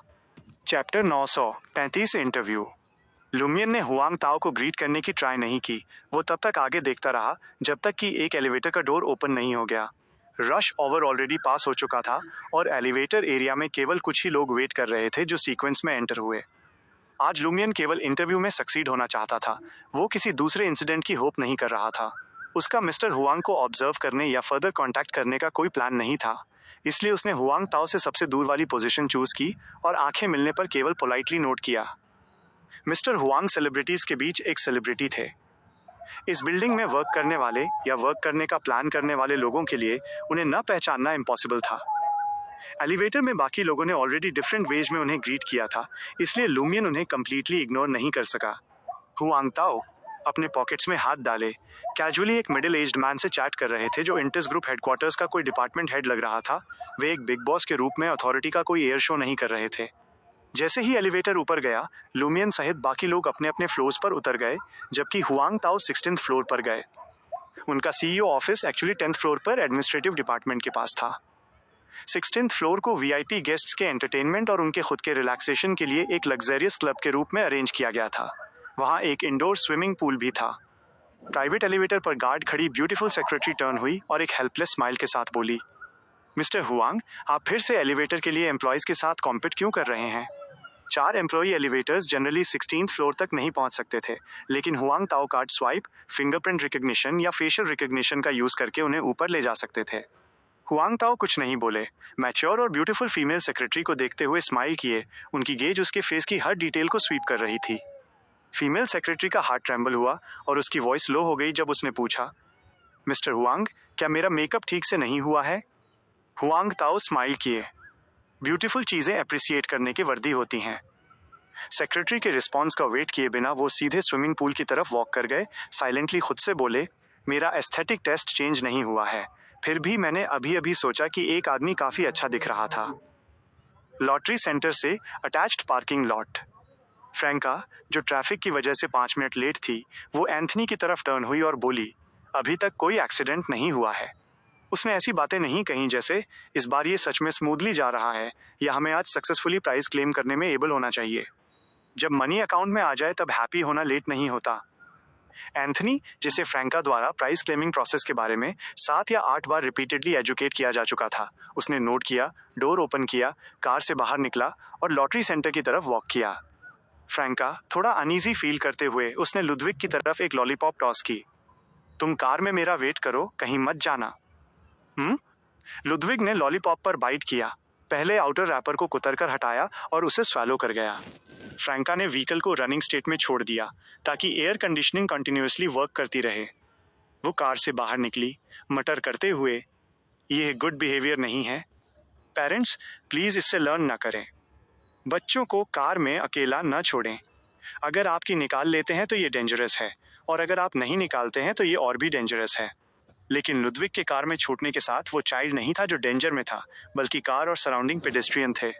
फ्रैंका ने फिर मॉर्निंग सन द्वारा कास्ट शैडोज का यूज लॉटरी सेंटर में स्नीक करने के लिए किया। वो एंथनी से कुछ दूर एक ऑब्स्ट्रक्शन के पीछे छिप गई। उसने अपना फोन पकड़े हुए एंथनी और स्टाफ मेंबर के बीच की कॉन्वर्सेशन को इंटेंटली सुना। वो किसी भी मोमेंट उसके स्टेटमेंट्स को कॉल करने और करेक्ट करने के लिए रेडी थी। स्टाफ मेंबर ने एंथनी से कहा, फर्स्ट प्राइज अभी क्लेम नहीं किया जा सकता, लेकिन दूसरे प्राइजेस किए जा सकते हैं। क्या ये सच में पॉसिबल है? टिकट को पर्सन से सेपरेट करने का मेथड सच में वर्क करता है, या शायद ड्रीम की टेंडेंसी एक्चुअली उस पर्सन को टारगेट कर रही है जिसने फर्स्ट प्राइज जीता था? फ्रैंका ने शैडोज में छिपकर सुनते हुए एक्साइटमेंट का एक सर्ज फील किया। कुछ और एक्सचेंजेस के बाद जब स्टाफ मेंबर ने लॉटरी टिकट मांगा तो एंथनी ने कुछ काम होने का प्रिटेंड किया और लूमियन को कॉल करने के लिए अपना फोन निकाला। टेक बिल्डिंग का 10th floor, Intis group headquarters, west लोगनेस कॉन्फ्रेंस रूम के बाहर। लूमियन 3 दूसरे जॉब एप्लीकेंट्स के साथ एक चेयर पर बैठा था, इंटरव्यू का वेट करते हुए। सडनली उसका फोन बजा। ये देखते हुए कि कॉलर अनरुइदे था, उसने कॉल रिजेक्ट कर दिया और अपना राइट हैंड अपने ट्राउजर पॉकेट में डाल लिया। वहां एक मिरर था जो पाम के साइज का आधा था और साथ में second prize winning lottery ticket था। लुमियन ने पहले टिकट को स्पाइडर सिल्क की लेयर्स में रैप किया, फिर सिल्क के बाहर फ्रॉस्ट की एक लेयर फॉर्म की और फाइनली फ्रॉस्ट की सरफेस पर फ्लेम्स ऑफ डिस्ट्रक्शन इग्नाइट की। इन प्रिपरेशंस को क्विकली कंप्लीट करने के बाद उसने टिकट को मिरर में प्रेस कर दिया। Lottery ticket immediately void darkness की एक टनल में गिर गया जो करस्पॉन्डिंग मिरर की तरफ प्लमेट हुआ। रास्ते में चुपचाप बर्न हो रही ब्लैक फ्लेम्स ने डिस्ट्रक्शन को कंस्ट्रेन करते हुए मिरर वर्ल्ड की डेप्थ्स को स्लाइटली इल्यूमिनेट किया, जैसे उन सभी अननोन एंटिटीज को वॉर्न कर रही हों जिन्होंने लॉटरी टिकट पर अपनी साइट सेट करने की हिम्मत की थी। जब टिकट एंथनी द्वारा कैरी किए गए मिरर तक पहुंचा तो flames of destruction already extinguish हो चुकी थी, जिससे फ्रॉस्ट और स्पाइडर सिल्क मेल्ट हो गए। इंटैक्ट लॉटरी टिकट मिरर के अंदर से इमर्ज हुआ, ठीक वैसे ही जैसे एंथनी का एक्सटेंडेड हैंड उसके अगेंस्ट प्रेस हुआ था। एंथनी ने उस लॉटरी टिकट को निकाला और स्टाफ मेंबर को हैंड ओवर कर दिया। इसे रिसीव करने के बाद स्टाफ मेंबर का हाथ स्लाइटली रिट्रैक्ट हुआ और वो खुद से बड़बड़ाया, क्या इसे इस पूरे समय फ्रिज में रखा गया था? टेक बिल्डिंग का 10th फ्लोर, वेस्ट लोगनेस कॉन्फ्रेंस रूम के बाहर। लुमियन ने चुपचाप रिलीफ की एक सांस ली। अब ऐसा लगता है कि हमारे प्राइस क्लेम करने में इंटरफेयर करने वाली ड्रीम टेंडेंसी इंडीड सेलेस्टियल वर्दी से आती है। अगर मिस्टर फूल सोचते कि यह मैटर प्रॉब्लमैटिक था और फ्रैंका को प्राइस क्लेम करने से प्रिवेंट करना चाहते, तो पोजीशनिंग के लिए लकी कॉइन के साथ इसे इतनी इजीली बाईपास नहीं किया जाता। कुछ देर बाद लुमियन का फोन कुछ टाइम्स वाइब्रेट हुआ। उसने इसे पिक किया और देखा कि true hidden blade WeChat name वाले एक फ्रेंड ने रो में कई मैसेजेस भेजे थे। सक्सेसफुली प्राइस क्लेम कर लिया, हम अब रिच हैं। Oh by the way, first prize अभी क्लेम नहीं किया जा सकता। फर्स्ट प्राइज अभी क्लेम नहीं किया जा सकता। लुमियन को सडनली पजल्ड फील हुआ। क्या फर्स्ट प्राइज विनर एक एलाई है या एक एनिमी? क्या ड्रीम की ऑब्स्ट्रक्टिंग टेंडेंसी सेलेस्टियल वर्दी से आती है या मिस्टर फूल से? उनके प्रीवियस डिडक्शन सडनली कम सर्टेन हो गए, क्योंकि ये भी पॉसिबल था कि मिस्टर फूल फ्रैंका के प्राइस क्लेम करने को ऑब्स्ट्रक्ट कर रहे थे, लेकिन पर्पज उस पर्सन को अफेक्ट करना था जिसने फर्स्ट प्राइज जीता था। वो और उसकी टीम बस क्रॉसफायर में फंस गए थे। आज चाहे लॉटरी टिकट को क्लेमर से सेपरेट किया गया था या नहीं, ये वैसे भी सक्सीड हो जाता।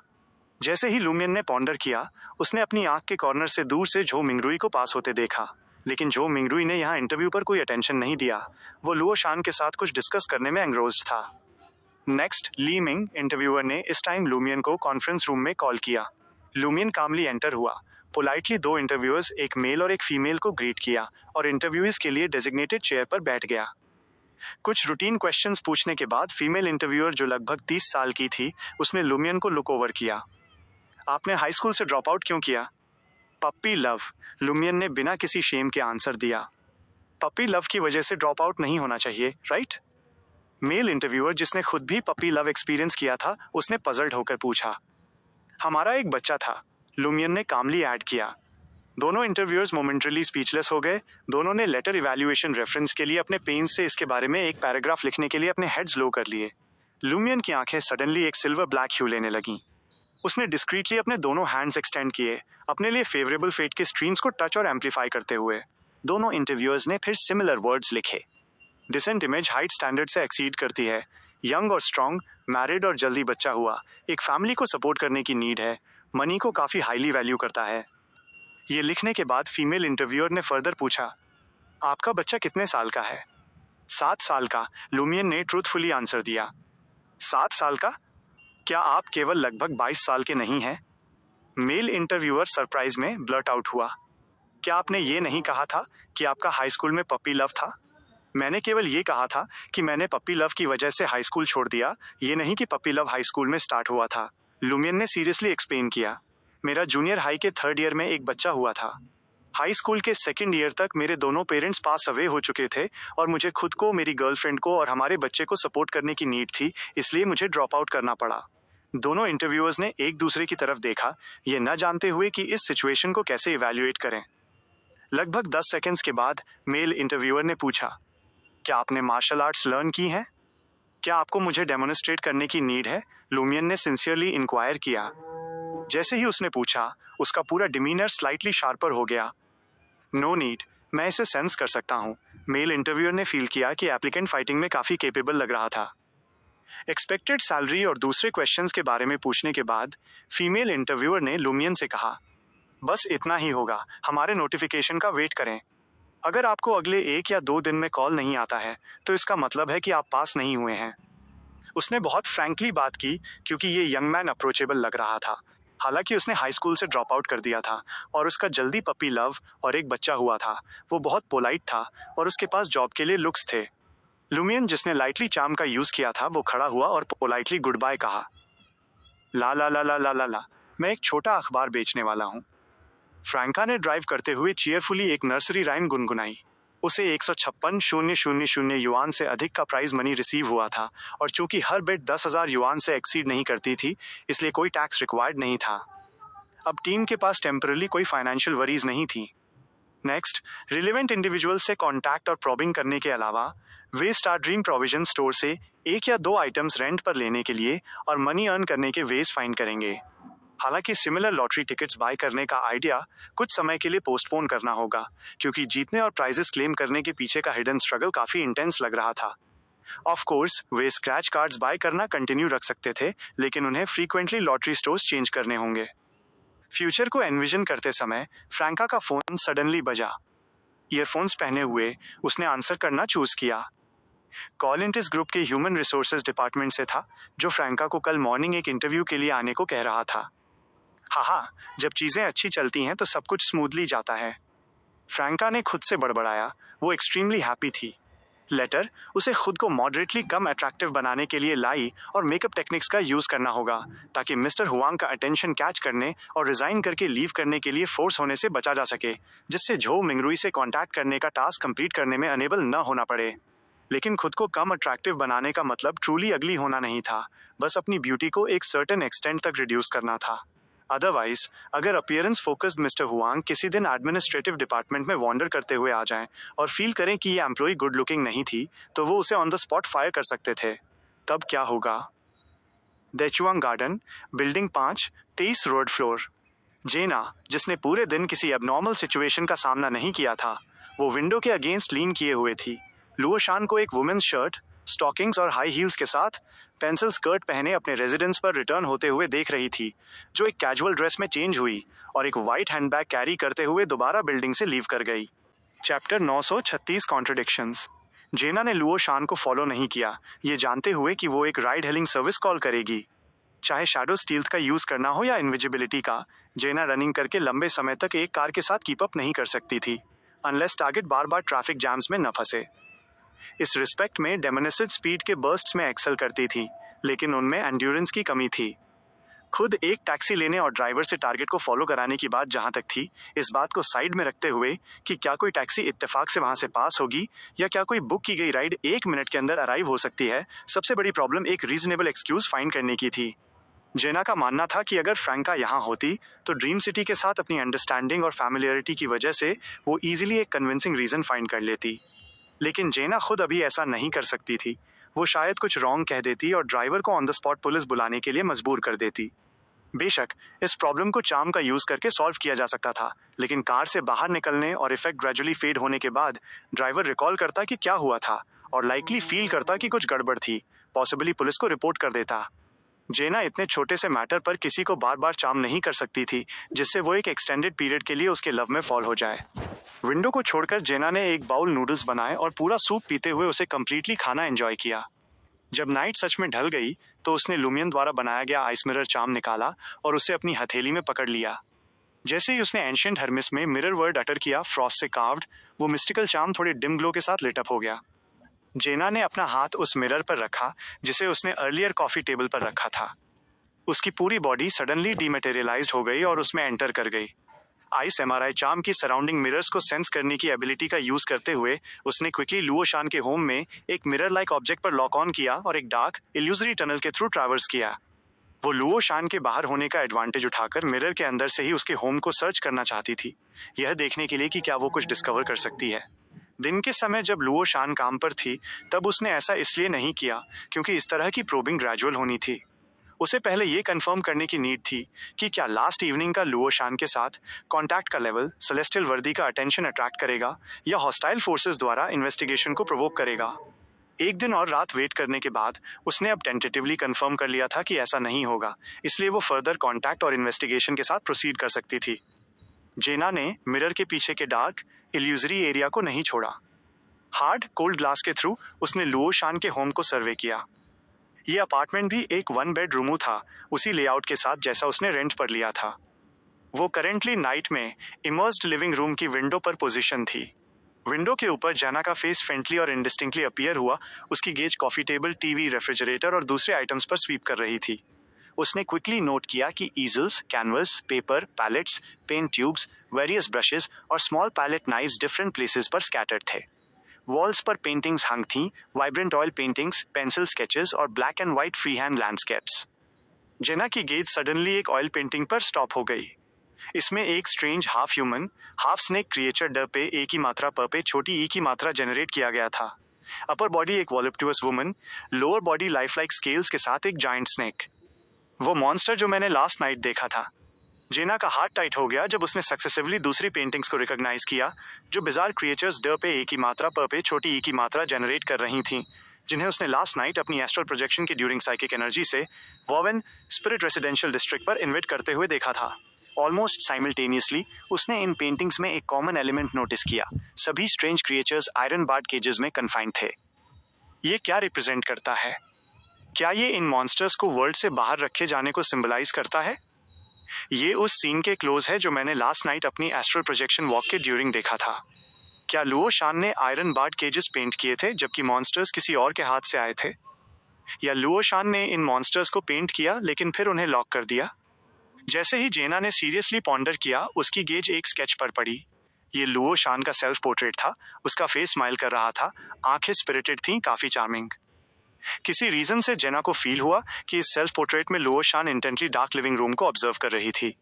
इसने उसे विंडो ग्लास छोड़ने और ट्रूली रूम में एंटर करने के आइडिया को अबैंडन करा दिया। जैसे ही जेना ने ऑब्जर्व करना कंटिन्यू रखा, फ्रंट डोर पर फिंगरप्रिंट लॉक ने एक साउंड किया और लुओशान अपना व्हाइट हैंडबैग कैरी करते हुए होम रिटर्न हुई। डाइनिंग टेबल पर हैंडबैग रखने के बाद लुओशान लाइटली अपने स्केच सेल्फ पोर्ट्रेट की तरफ वॉक करके गई और कुछ सेकंड्स के लिए उसे देखा। फिर उसने एक ब्रश पिक किया, उसे कुछ सिल्वर पेंट में डिप किया और लिविंग रूम की विंडो की तरफ वॉक किया। डोर ओपन होने से पहले जेना थोड़ा रिट्रीट हो चुकी थी, जिससे ग्लास विंडो नाइट को रिफ्लेक्ट करते हुए कंप्लीटली नॉर्मल पर रिटर्न हो गई। लुओशान ने कुछ देर ग्लास विंडो को स्टेयर किया, फिर अपना ब्रश रेज किया और उसकी सरफेस पर एक सिंपल डोर आउटलाइन किया। मिरर के पीछे के एरिया में जेना ने सडनली हार्ड ग्लास सरफेस पर एक सिल्वर लाइट शाइन होते देखी, जो रियलिटी और मिरर वर्ल्ड को कनेक्ट करने वाला एक बहुत रियल स्ट्रेंज डोर फॉर्म कर रही थी। उसने इमीडिएटली किसी भी रेसिडुअल ट्रेसेस को बर्न करने के लिए कुछ डेमोनस ब्लैक फ्लेम्स लीव की, फिर खुद इल्यूजरी डार्क टनल को ट्रैवर्स किया, अपने रेंटेड प्लेस पर रिटर्न हुई और मिरर से इमर्ज हुई। जहां जेना ओरिजिनली हाइडिंग थी, वो not quite real silver door push open हुआ और लुओशान ने मिरर के पीछे के एरिया में एंटर किया। कैजुअल लॉन्ग ड्रेस में वो गर्ल एक ग्लूमी एक्सप्रेशन के साथ चारों तरफ देखने लगी। उसे उस एरिया में कुछ भी अनयूजुअल नहीं मिला। लुओ शान ने मिरर में dense spider web like tunnels को स्टेयर किया। वो ये सोचने में अनेबल थी कि उन्हें यूटिलाइज करने के लिए क्या पेंट करे। 2 या 3 मिनट के बाद वो मिरर के पीछे के एरिया से एग्जिट हुई और ग्लास विंडो सरफेस पर आउटलाइन सिल्वर डोर को अपनी हथेली से वाइप करके हटा दिया। 23 रोड फ्लोर, रूम 3।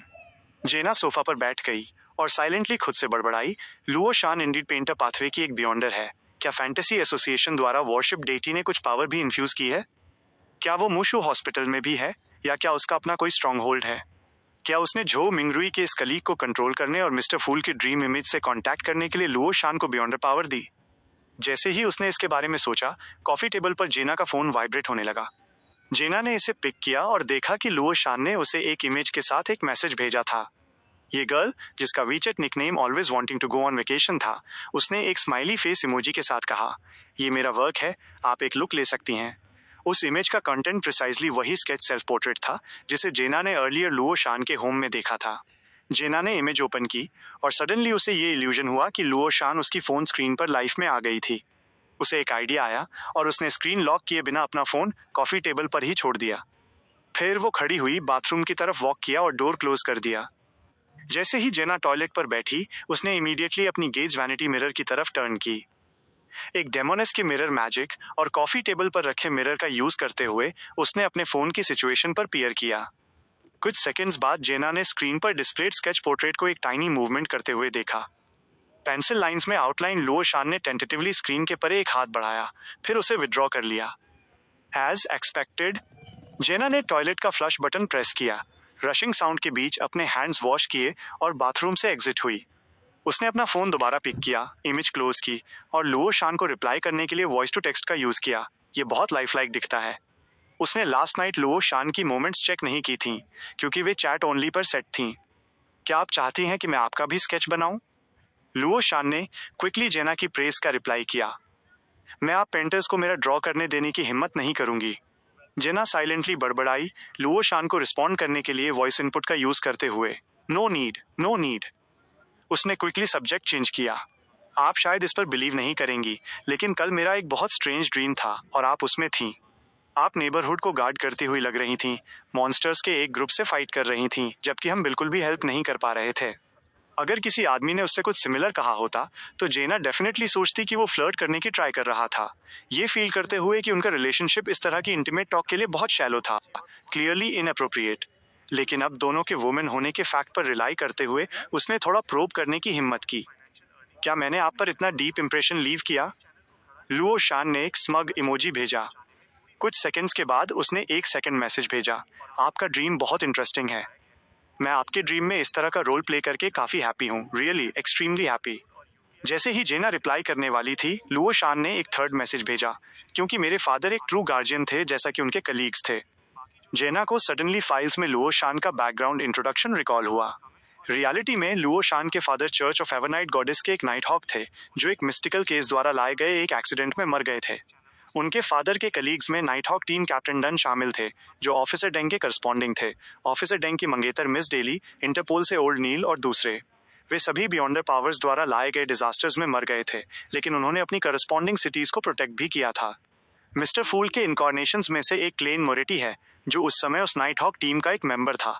इसलिए जब मिस्टर फूल ने सबकॉन्शियसली अपना ड्रीम इमेज वोव किया, तो क्या उन्होंने लुओ शान को एक सिमिलर बैकग्राउंड दिया जिससे वो प्रोटेक्शन की स्पिरिट को एडमायर और एस्पायर करे? हालांकि लुओ शान अब फैंटेसी एसोसिएशन के उस एविल गॉड से इन्फ्लुएंस हो चुकी है और उसे एक इल्यूजरी बून मिला है, क्या उसके हार्ट में डीप प्रोटेक्टिव ऑब्सेशन इस कंटामिनेशन से कंप्लीटली इरेज नहीं हुआ है? क्या यही उसके करंटली कई कॉन्ट्रडिक्टरी बिहेवियर्स का रीजन है? एक तरफ स्ट्रेंज क्रिएचर्स पेंट करना, उन्हें रियल बनाना चाहना, जबकि दूसरी तरफ इन इन्वेडर्स में केजेस ऐड करना। कॉन्स्टेंटली एक तरफ मॉन्स्टर्स क्रिएट करना, जबकि दूसरी तरफ बैरियर पर गार्ड करना, उन मॉन्स्टर्स को अंदर न आने देना। क्या इसे लुओ शान पर मिस्टर फूल का सबकॉन्शियस प्रोजेक्शन कंसिडर किया जा सकता है, जो फैंटेसी एसोसिएशन के उस इविल गॉड के करप्शन के अगेंस्ट फाइट कर रहा है? अगर ये सच में ऐसा केस है, एक सेंस में ये मिस्टर फूल के सबकॉन्शियस के एक स्मॉल पार्ट और फैंटेसी एसोसिएशन के उस इविल गॉड के बीच एक कॉन्फ्रंटेशन है। जेना ने लुओ शान को कैसे रिप्लाई करना है, इस पर कुछ अंडरस्टैंडिंग के साथ पॉन्डर किया। लगभग 10 सेकंड्स के बाद उसने ये कहने के लिए वॉइस इनपुट का यूज किया, क्या आपने कभी प्रोटेक्टिव थीम के साथ कोई पेंटिंग्स क्रिएट की हैं? लुओ शान को इस मैसेज का रिप्लाई करने में 20 से 30 मिनट्स लगे, अभी तक नहीं। फेल्ड, अगर आपने नहीं की है तो आप फेल कैसे हुई? ये आंसर बहुत कॉन्ट्रडिक्टरी है। जेना की पुतलियां सडनली फ्रीज हो गईं। Chapter 9:37 another night. जेना ने अपना फोन पकड़ा। वो कई बार लुओ शान को रिप्लाई करना चाहती थी, लेकिन समझ नहीं पा रही थी कि क्या कहे। हालांकि उसे लगा कि इम्पोलाइट दिखने से बचने के लिए उसे कुछ रिस्पॉन्ड करना चाहिए, लेकिन उसकी स्पिरिट इंट्यूशन ने उसे बताया कि इस मोमेंट पर कुछ गलत कहने से ऐसे अनएक्सपेक्टेड कॉन्सिक्वेंसेस हो सकते हैं जिनका वो सामना नहीं करना चाहती थी। एंड में जेना ने अपना फोन नीचे रख दिया और टीवी देखने लगी, ये प्रिटेंड करते हुए कि उसने लुओ शान का नया मैसेज नोटिस नहीं किया है। वो टीवी ड्रामा की स्टोरी में इमर्स होने और इंस्टिंक्टिवली कुछ एक्टर्स की परफॉर्मेंस को क्रिटिसाइज करने के बीच ऑल्टरनेट करती रही। यह 11 ओ क्लॉक तक कंटिन्यू रहा, जब जेना ने शॉवर लिया और अपने बाल वॉश किए। उसने अपने गीले बालों को फ्रॉस्ट से फ्रीज कर दिया, फिर फ्रॉस्ट को क्रैक होने दिया और बाथरूम के फ्लोर पर गिरने दिया।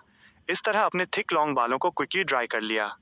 फाइनली उसने अपने बालों को थोड़ा फ्लफियर बनाने के लिए हेयर ड्रायर का यूज किया। बेड पर लेट गई, सारी लाइट्स ऑफ कर दी और स्लोली नींद में चली गई। उसे कोगिटेशन के थ्रू जल्दी सोने की आदत नहीं थी। वो सोने से पहले अपने थॉट्स को फ्रीली वॉन्डर करने देना प्रेफर करती थी, जिससे वे अनरेस्ट्रेंड होकर फ्लाई कर सकें, पुरानी यादों में खो सकें और इमेजिन कर सकें। डार्क रूम में जेना की ब्रीदिंग फाइनली लॉन्ग और जेंटल हो गई। उसके पिलो के पास रखे उसके फोन की स्क्रीन सडनली लिट अप हो गई। जली हुई स्क्रीन ने कोई इनकमिंग कॉल्स, मैसेजेस या रन होने वाले सिस्टम अपडेट्स शो नहीं किए। ये दोबारा डार्क होने से पहले सिर्फ 2 या 3 सेकंड्स के लिए लिट अप हुई थी, जिसने जेना की स्पिरिट इंट्यूशन को ट्रिगर नहीं किया। Not long after, phone screen दोबारा लिट अप हुई, अभी भी बिना किसी इन्फॉर्मेशन डिस्प्ले के। 3 या 4 बार लाइट अप होने और डार्क होने के बीच ऑल्टरनेट करने के बाद जेना का फोन नॉर्मल पर रिटर्न हो गया, बिना किसी और अनयूजुअल एक्टिविटी के। जेना की एस्ट्रल बॉडी ने एक बार फिर फ्रोजन स्टॉर्म्स की लेयर्स और स्टॉर्म्स द्वारा फॉर्म किए गए सेमी ट्रांसपेरेंट बैरियर को देखा। उसने देचुआंग गार्डन डिस्ट्रिक्ट की वर्चुअल इमेज में न्यूमरस ह्यूमन शैडोज को वॉन्डर करते हुए देखा और स्ट्रेंज क्रिएचर्स को स्पिरिट वर्ल्ड रेसिडेंशियल डिस्ट्रिक्ट में एंटर करने की ट्राई करते हुए देखा। लास्ट नाइट की तरह लुओ शान ने सेमी ट्रांसपेरेंट बैरियर को गार्ड किया, कभी इन्वेडर्स को रिपेल करने के लिए, डिफरेंट सुपरनैचुरल इफेक्ट्स क्रिएट करने के लिए पेंटिंग का यूज किया, कभी वेरियस स्ट्रेंज क्रिएचर्स को डायरेक्टली अफेक्ट करने के लिए स्ट्रेंज चैंटिंग के साथ combined totem like objects create किए। कुछ देर बाद स्ट्रेंज क्रिएचर्स डार्कनेस में रिट्रीट हो गए। लुओ शान ने रिलीफ की सांस ली और उस एरिया की तरफ फ्लाई कर गई जहां जेना और दूसरी एस्ट्रल बॉडीज वॉन्डर कर रही थी। जेना मेंटली टेंस हो गई, अपनी एक्टिंग स्किल्स का यूज करते हुए अपनी आंखों में ऑब्वियस बिल्डरमेंट शो करने लगी, जिससे उनका प्रॉपर फोकस लॉस्ट हो जाए। उसने खुद को स्पिरिचुअलिटी द्वारा गाइड होने दिया, एक काइट की तरह इधर उधर ड्रिफ्ट करते हुए। लुओ शान ने 20 से 30 सेकंड्स के लिए चुपचाप उसे ऑब्जर्व किया, फिर उसके पास डिसेंड हुई, उसकी अनकॉन्शियस वॉन्डरिंग को फॉलो करते हुए कैजुअली बोली, ह्यूमन अपर बॉडी और पाइथन लोअर बॉडी वाले मॉन्स्टर को लैमोट कहा जाता है। वे ह्यूमंस का शिकार करते हैं, ह्यूमन स्पिरिट्स, इंटरनल ऑर्गन्स और ब्लड को फीड करते हैं। उल्लू और ह्यूमंस के ऑफस्प्रिंग जैसे दिखने वाले मॉन्स्टर्स को मोरना कहा जाता है। वे बच्चों को किल करना पसंद करते हैं, स्पेशली ह्यूमन बच्चों को। वे नेकेड वुमन और मेन भी मॉन्स्टर्स हैं, स्पिरिट्स ऑफ लस्ट के सबऑर्डिनेट्स जो अपोजिट सेक्स की एनर्जी और लाइफ फोर्स को सक करना पसंद करते हैं। वे स्पिरिट बॉडीज भी ह्यूमंस का मर्डर करती हैं, क्योंकि वे पर्टिकुलरली ह्यूमन इंटरनल ऑर्गन्स को कुक करना और खाना लव करती हैं। उन्हें एक एक करके इंट्रोड्यूस करने के बाद लुओ शान की वॉइस लो हो गई, जैसे वो खुद से बात कर रही हो। मुझसे मत पूछना कि मैं ये चीजें क्यों जानती हूँ। जेना ने अपनी परफॉर्मेंस मेंटेन रखी, लेकिन इन वर्ड्स का नोट लिया। लुओ शान ने स्लोली और डीपली सांस छोड़ी, अपने हार्ट पर भारी पड़ रही कुछ चीजों को फाइनली बोलने से रिलीफ के सेंस के साथ। वो पहले की तरह टॉर्मेंटेड नहीं थी और उसे अपने खुद के सीक्रेट्स रिवील करने के बारे में वरी नहीं होना था। वो इन्वेडर्स की एक पॉसिबल सेकेंड वेव का वेट करते हुए वापस बैरियर की तरफ फ्लाई कर गई। शिनहोंग डिस्ट्रिक्ट में एक रेंटेड अपार्टमेंट में फ्रांका ने लुद्विग की तरफ देखा, जो बियर पायजामा में चेंज हो चुका था, और क्यूरियसली पूछा, उस स्लीपलेस माउस को खाने के बाद आपने क्या एबिलिटीज गेन की? लुद्विग ने यॉन किया, मैं पिच डार्कनेस में चीजों को क्लियरली देख सकता हूँ, डार्क में हिडन डेंजर सेंस कर सकता हूँ, और मेरी स्पिरिचुअलिटी और स्ट्रेंथ इंक्रीज हो गई हैं। क्या आपने हर दिन केवल 2 घंटे की स्लीप के साथ एनर्जेटिक रहने की एबिलिटी गेन नहीं की? फ्रांका ने कंफर्मेशन के लिए पूछा। लुद्विग ने अपना हेड शुक किया। No. That's good, that's good. Sleepless hunger terrifying sound करती है। ना सोना और बोर होना, आप केवल खा सकते हैं। वेल, आप प्रीव्यू स्टडी रिव्यू भी कर सकते हैं। फ्रांका ने इसे छिपाए बिना रिलीफ की सांस ली। फिर थॉटफुली लुडविग से कहा, क्योंकि आपने बियॉन्ड द कैरेक्टरिस्टिक्स को डाइजेस्ट नहीं किया है और एब्जॉर्प्शन को ट्रूली कंप्लीट नहीं किया है। आपका बियॉन्ड द कैरेक्टरिस्टिक्स का यूटिलाइजेशन अभी भी बहुत रफ है, ग्रेट लिमिटेशंस के साथ। लुडविग ने नोट किया, ऐसा ही होना चाहिए। तो क्या आपको लगता है कि जब आप रियलिटी में रिटर्न होंगे तब भी आपके पास ये चेंजेस होंगे? फ्रांका जो सच में पूछना चाहती थी वो ये था कि क्या स्लीपलेस ड्रिंक द्वारा रिप्रेजेंटेड ड्रीम पोर्शंस में रियल बियॉन्डर कैरेक्टरिस्टिक्स शामिल थे जो ग्राफ्टेड ओवर किए गए थे? लुडविग ने ऑनेस्टली आंसर दिया, आई डोंट नो। अगर आप ड्रीम से बाहर किक हो जाते हैं तो इस पॉइंट को कंफर्म करना याद रखना, लुमियन ने लुडविग को रिमाइंड कराया। पोर्शंस की ऑथेंटिसिटी उनकी कुछ सब्सिक्वेंट स्ट्रैटेजीज से रिलेटेड थी। लुडविग रिलैक्टेंटली एग्री हुआ। लुमियन ने 2 सेकंड्स के लिए सोचा और दोबारा पूछा, अगर मैं आपको फोर्स न करूं, आपको इस ड्रीम में रहने के लिए कंपेल न करूं, तो क्या आप अभी लीव करना चाहेंगे? और अगर आपको ड्रीम से बाहर किक कर दिया जाए तो क्या आप दोबारा एंटर करने के लिए विलिंग होंगे? लुडविग ने एक मोमेंट के लिए हेसिटेट किया और कहा, मुझे ये प्लेस काफ़ी पसंद है। आपका एटीट्यूड पहले ऐसा नहीं था, स्पेशली ये जानने के बाद कि आपको अभी भी स्टडी करनी है, होमवर्क करना है और ड्रीम में कॉन्स्टेंटली एग्जाम्स देने हैं। फ्रांका इनवर्डली बड़बड़ाई। आपको इस प्लेस के बारे में क्या पसंद है? लुमियन ने इंटरेस्ट के साथ पूछा। लुडविग ने सीरियसली पॉन्डर किया और कहा, फूड का टेस्ट अच्छा है और इसमें से कुछ रियल है। मैं कार्टून्स भी देख सकता हूँ और आप सभी मेरे प्रति थोड़े नाइसर हो गए हैं, जैसे कि हम पहले आपको टेरिबली अब्यूज कर रहे थे। फ्रांका ने इसे लाउडली नहीं कहा। लुडविग के सेकंड बेडरूम में एंटर होने और बेड पर लेट जाने के बाद लुमियन ने अपना हेड फ्रांका की तरफ टर्न किया और हंसा। इस समय भी नहीं सोई? क्या मैं नर्वस नहीं हो सकती? कल इंटरव्यू है, मेरी लाइफ का फर्स्ट रियल इंटरव्यू, और मैं फेल नहीं हो सकती। फ्रांका एंजाइटी में आगे पीछे पेस करने लगी, मटर करते हुए, नॉर्मल मेकअप वर्क नहीं करेगा, लेकिन बहुत ज़्यादा अगली दिखना भी वर्क नहीं करेगा। मैं राइट बैलेंस कैसे स्ट्राइक करूं? इंटरव्यू के ड्यूरिंग चार्म का कब यूज़ करना है, शैलो चार्म या फुल चार्म? फिर इंटरव्यूअर्स को इसके बारे में भूलने के लिए हिप्नोटाइज करने का एंथनी को एक चांस फाइंड कराना है। इस सब के बारे में सोचना मुझे जगाए रखता है। लुमियन रिस्पॉन्स में हंसा। अगर आप फेल हो जाती हैं तो ये कोई बिग डील नहीं है, आप दूसरी अपॉर्चुनिटीज़ फाइंड कर सकती हैं। इसके अलावा अगर आप ऑलरेडी इंटरव्यूअर्स को चार्म होने के बारे में भूलने के लिए एंथनी से हिप्नोटाइज कराने के बारे में सोच रही हैं, तो क्यों ना एंथनी से डायरेक्टली इंटरव्यूअर्स को आपको चूज करने के लिए इंड्यूस कराया जाए? क्या उससे मैं यूजलेस सीम नहीं करूंगी? फ्रांका चुपके से बुदबुदाई। लुमियन के कंसोलेशन के बाद ये सोचते हुए कि कैसे उसके कंपेनियंस उसे बैकअप करेंगे, उसने फाइनली अपनी कुछ एंग्जाइटी और नर्वसनेस को शांत किया। उसने अपनी फिस्ट क्लेंच की और खुद को चीयर किया। ये सिर्फ एक ट्राई है, कोई बिग डील नहीं। इससे कोई फर्क नहीं पड़ता कि मैं फेल होती हूँ। Failure is the mother of success. Franca के बिहेवियर को देखकर लुमियन को सडनली अपना यंगर सेल्फ रिकॉल हुआ। वो खड़ा हुआ, फ्रांका के सामने वॉक किया और उसे एक हग दिया। हे, फ्रांका स्टार्टल थी। लुमियन ने एक स्माइल के साथ कहा। उसकी वॉइस स्लाइटली लो थी। ओरोर मुझसे अक्सर कहती थी, बस इसके लिए जाओ, चाहे आप सक्सीड हो या फेल, मैं आपको एक हग दूंगी। फ्रांका का एक्सप्रेशन चेंज हुआ, उसने अपना माउथ ओपन किया, फिर उसे क्लोज कर दिया। 2 सेकंड्स के बाद वो स्माइल की और बोली, क्या मुझे बड़ी बहनों, बड़े भाई के रूप में आपसे ये वर्ड्स नहीं कहने चाहिए? वह लुमियन के एम्ब्रेस से ब्रेक अवे हुई और हंसी। नेक्स्ट टाइम जब आप नर्वस होंगे तो मैं भी आपसे ये कहूंगी और आपको एक हग दूंगी। एक हंटर की नर्वसनेस शो नहीं होगी? लुमियन ने कंधे उचकाए। टच। फ्रांका ने एक डिस्डैनफुल साउंड निकाला और मास्टर बेडरूम में एंटर कर गई। इंटरव्यू को फेस करने के लिए अच्छे से रेस्ट करो। नेक्स्ट मॉर्निंग टेक बिल्डिंग के 10th फ्लोर पर व्हाइट मेपल कॉन्फ्रेंस रूम के बाहर फ्रांका ने पाया कि नियरली 20 लोग इंटरव्यू के लिए आए थे। हर एक stylishly dressed attractive female urbanite थी। बेशक एक डेमोनेस की ब्यूटी के साथ, भले ही वो सिर्फ सीक्वेंस 7 लेवल पर हो, वो इन वुमेन से कहीं ज्यादा ब्यूटीफुल थी। लेकिन आज फ्रांका ने थोड़े old fashion black frame glasses पहने थे, अपनी ब्राइट आंखों को छिपाया था और अपनी पोनीटेल को नेचुरली गिरने के लिए छोड़ दिया था, जिससे वो कम केयरफ्री अपीयर हो रही थी।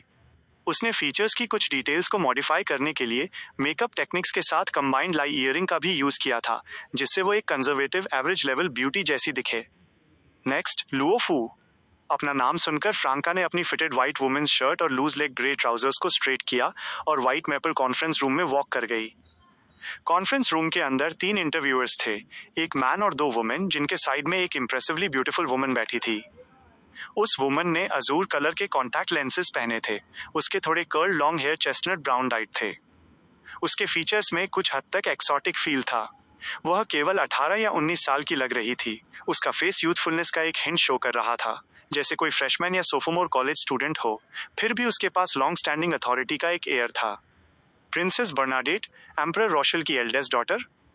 नो, अब वो मिस हुआंग बेई है। वो इंटेस ग्रुप के इंटरव्यू को ऑब्जर्व करने क्यों आई है? वो क्या करना चाहती है? वो क्या डिसलाइक करती है? वो क्या लाइक करती है? जैसे ही थॉट्स उसके माइंड में रेस हुए, फ्रैंका ने बाद में इंटरव्यूअर्स को नेचुरली चार्म करने के अपने प्लान को अबैंडन करने का डिसाइड किया। उसने अपने बैकग्राउंड सेटिंग के अकॉर्डिंग नॉर्मली इंटरव्यूअर्स के क्वेश्चंस के आंसर दिए, बिना किसी भी तरह से स्टैंड आउट हुए या अपनी ट्रू पर्सनालिटी को रिवील किए।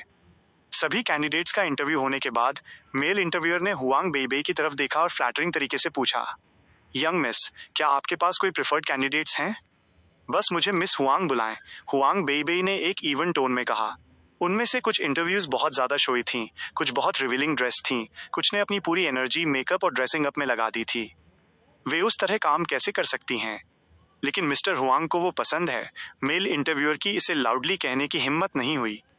हुआंग बेई ने कंटिन्यू किया, मैं सबसे कंजर्वेटिव वन को चूज करती हूँ, लुओफू। Got it. इंटरव्यूअर की मिस हुआंग का अपोज करने की हिम्मत नहीं हुई।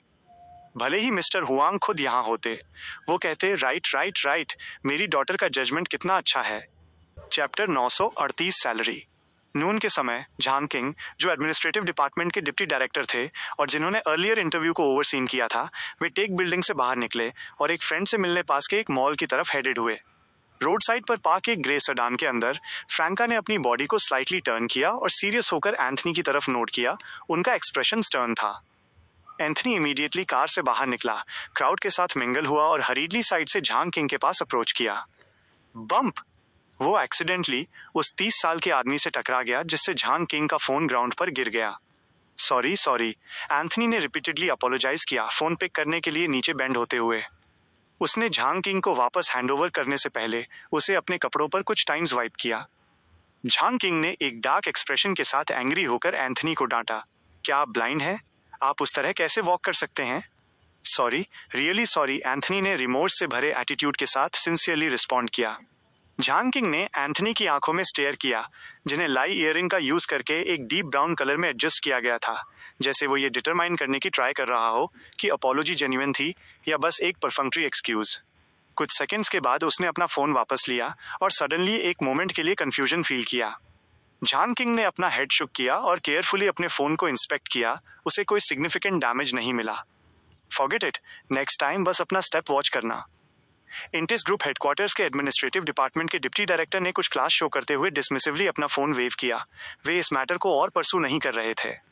Really, I am sorry. इसके बदले क्यों ना मैं आपके लिए एक आइस कॉफी बाय कर लूं? एंथनी ने टेक बिल्डिंग के फर्स्ट फ्लोर के कॉर्नर में एक कॉफी शॉप की तरफ पॉइंट करते हुए सजेस्ट किया। झांग किंग का एक्सप्रेशन सॉफ्ट हुआ। नो नीड, मैं जल्दी में हूँ। आप मेरी एज के अराउंड दिखते हैं। फ्यूचर में ज़्यादा केयरफुल रहना। चिलचिलाती धूप का सामना करते हुए मॉल की तरफ हेडेड होने से पहले झांग किंग ने ऐड किया। एंथनी ने नोटिस किया कि कॉफी शॉप पर एक लॉन्ग लाइन थी, इसलिए वो क्विकली टेक बिल्डिंग के मेन एंट्रेंस के बगल वाले कन्वीनियंट स्टोर में रन करके गया और एक कैन कॉफी बाय की। कॉफी होल्ड करते हुए वो झांग किंग के साथ कैचअप करने के लिए जॉग करके गया। अर्लियर के लिए मैं रियली सॉरी हूँ। ये मेरी अपोलॉजी शो करने के लिए है। उसने कॉफी हैंडओवर कर दी। झांग किंग ने कुछ सस्पिशन के साथ एंथनी पर ग्लांस किया। 1-2 सेकंड के लिए उसकी आंखें मिली, फिर कैन कॉफी ली और कहा, आप प्रीटी कंसिडरेट हैं। झांग किंग का किसी स्ट्रेंजर से बेवरेज ड्रिंक करने का इंटेंट नहीं था, लेकिन उसने फील किया कि अपोलॉजी एक्सेप्ट करना एक्सेप्टेबल था। जैसे ही उसने कॉफी ली, झांग किंग को ब्रीफली अनदर मोमेंट के लिए कंफ्यूजन हुआ। फिर उसे फील हुआ कि एंथनी की अपोलॉजी इनक्रेडिबली सिंसियर थी और उसकी प्रोएक्टिव एक्शंस के साथ कंबाइंड इस फैक्ट से कि वे सेम एज के अराउंड लग रहे थे, झांग किंग को सडनली क्लोजनेस का एक सेंस फील हुआ। ये देखकर एंथनी ने रिलीफ का एक बिट फील किया। ये हिप्नोसिस का उसका सेकेंड अटेम्प्ट था और ये फाइनली सक्सीड हो गया। फर्स्ट अटेम्प्ट तब था जब उसने झांग किंग का फोन रिटर्न किया था, लेकिन अनफॉर्चुनेटली वो फेल हो गया था।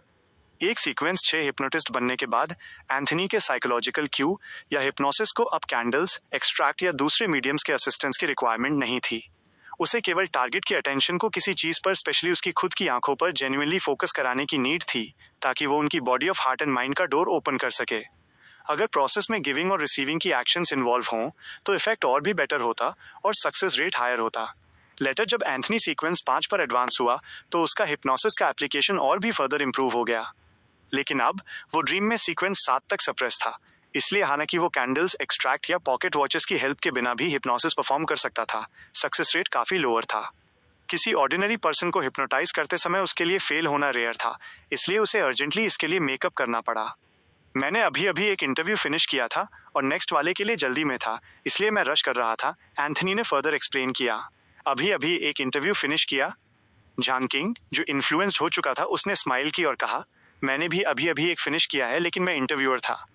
क्या आप इंटिस ग्रुप के साथ हैं? एंथनी ने क्यूरियस होने का प्रिटेंड किया।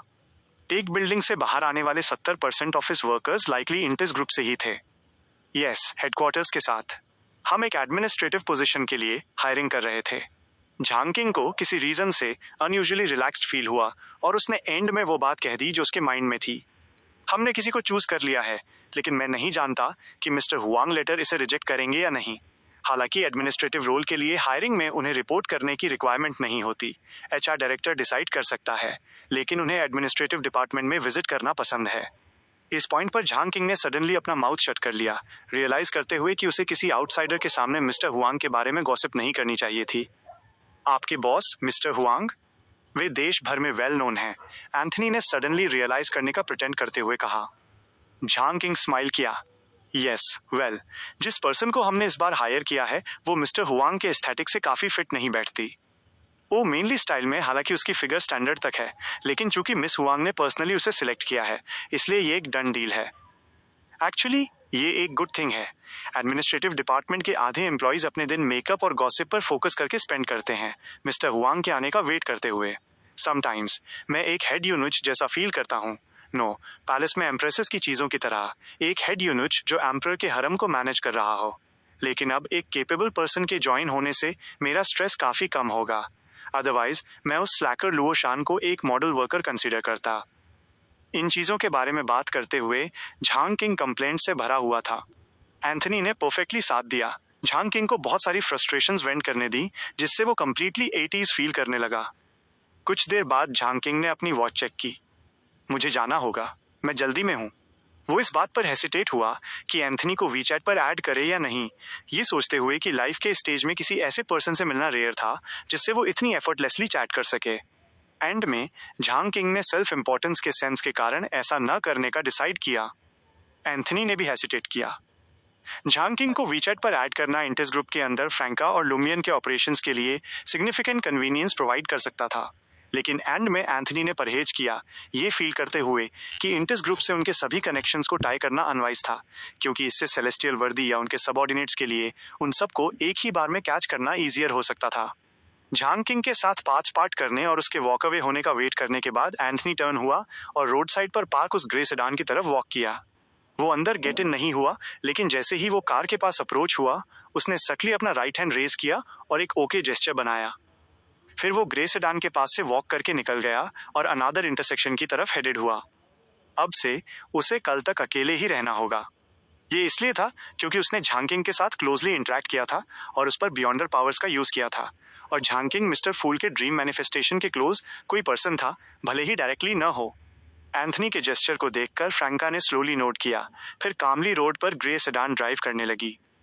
एक बार जब वे टेक बिल्डिंग से दूर हो गए, उसने खुद को एक सेटिस्फाइड स्माइल अलाउ की और ट्रायम्फेंट फील करते हुए पैसेंजर सीट पर बैठे लुमियन से कहा, जिस मोमेंट मैंने कॉन्फ्रेंस रूम में मिस वांग को देखा, मैं जानती थी कि हमें अपने सभी ओरिजिनल प्लान्स को स्क्रैप करना होगा। एक फ्लैश में मैंने फिगर आउट कर लिया कि एग्जैक्टली क्या करना है। आप इसे क्या कहते हैं? क्विक थिंकिंग अडॉप्ट करने की एबिलिटी। फ्रैंका के बोस्टिंग फिनिश करने के बाद लुमियन हंसा और कहा, मे बी वो रियल प्रिंसेस बर्नाडेट थी, जो इंटिस ग्रुप में इन्फिल्ट्रेट करने में आपकी हेल्प करने के लिए स्पेसिफिकली ड्रीम में एंटर हुई। फ्रैंका ने क्विकली अपना माइंडसेट एडजस्ट किया और डाउटफुली कहा, क्या प्रिंसेस बर्नाडेट एक्चुअली ड्रीम में एंटर कर सकती हैं और हुआंग बेईबेई के ड्रीम मैनिफेस्टेशन को कंट्रोल कर सकती हैं? उन्हें कितनी बार बाहर किक किया जा चुका है? मेजर अकाना कार्ड होल्डर्स अनश्योर हैं। वे केवल ये जानते हैं कि झो मिंगरुई को ड्रीम ट्यूटरिंग क्लासेस की क्वालिटी इन्वेस्टिगेट करने के लिए कमीशन करने के बाद उन्हें एक बार बाहर किक कर दिया गया था। चाहे उन्हें उससे पहले किक किया गया था या कितनी बार, उन्होंने किसी को नहीं बताया है, लुमियन ने डेटा से रिकाउंट किया।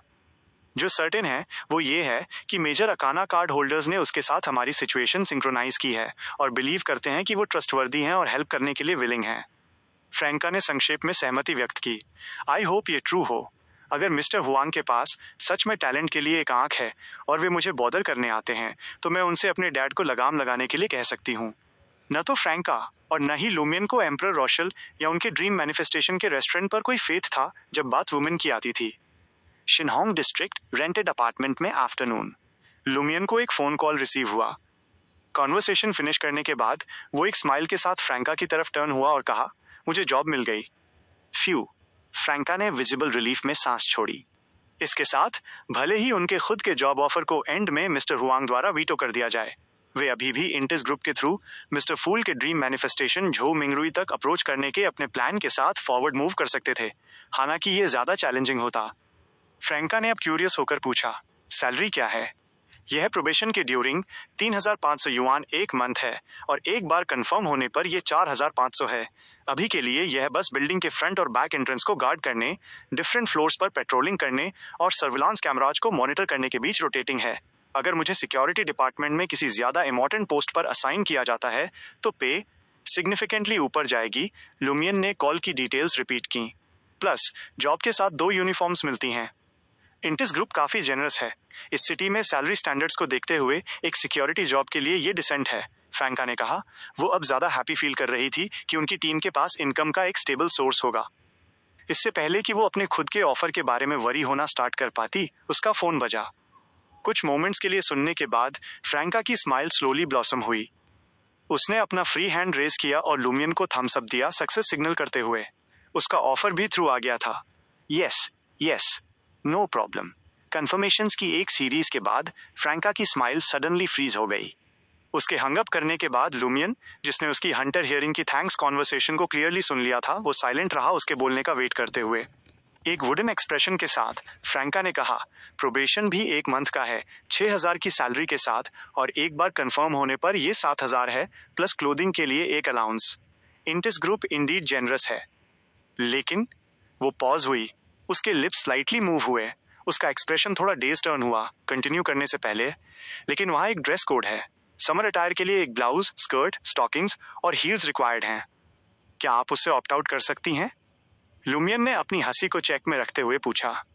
नो, फ्रैंका ने अपना हेड शुक किया। ये मिस्टर हुआंग के रूल्स में से एक होना चाहिए। साइलेंस के एक मोमेंट के बाद उसने चुपके से पूछा, क्या मैं न जाऊं? मे बी जेना इसके बजाय अप्लाई कर सकती है।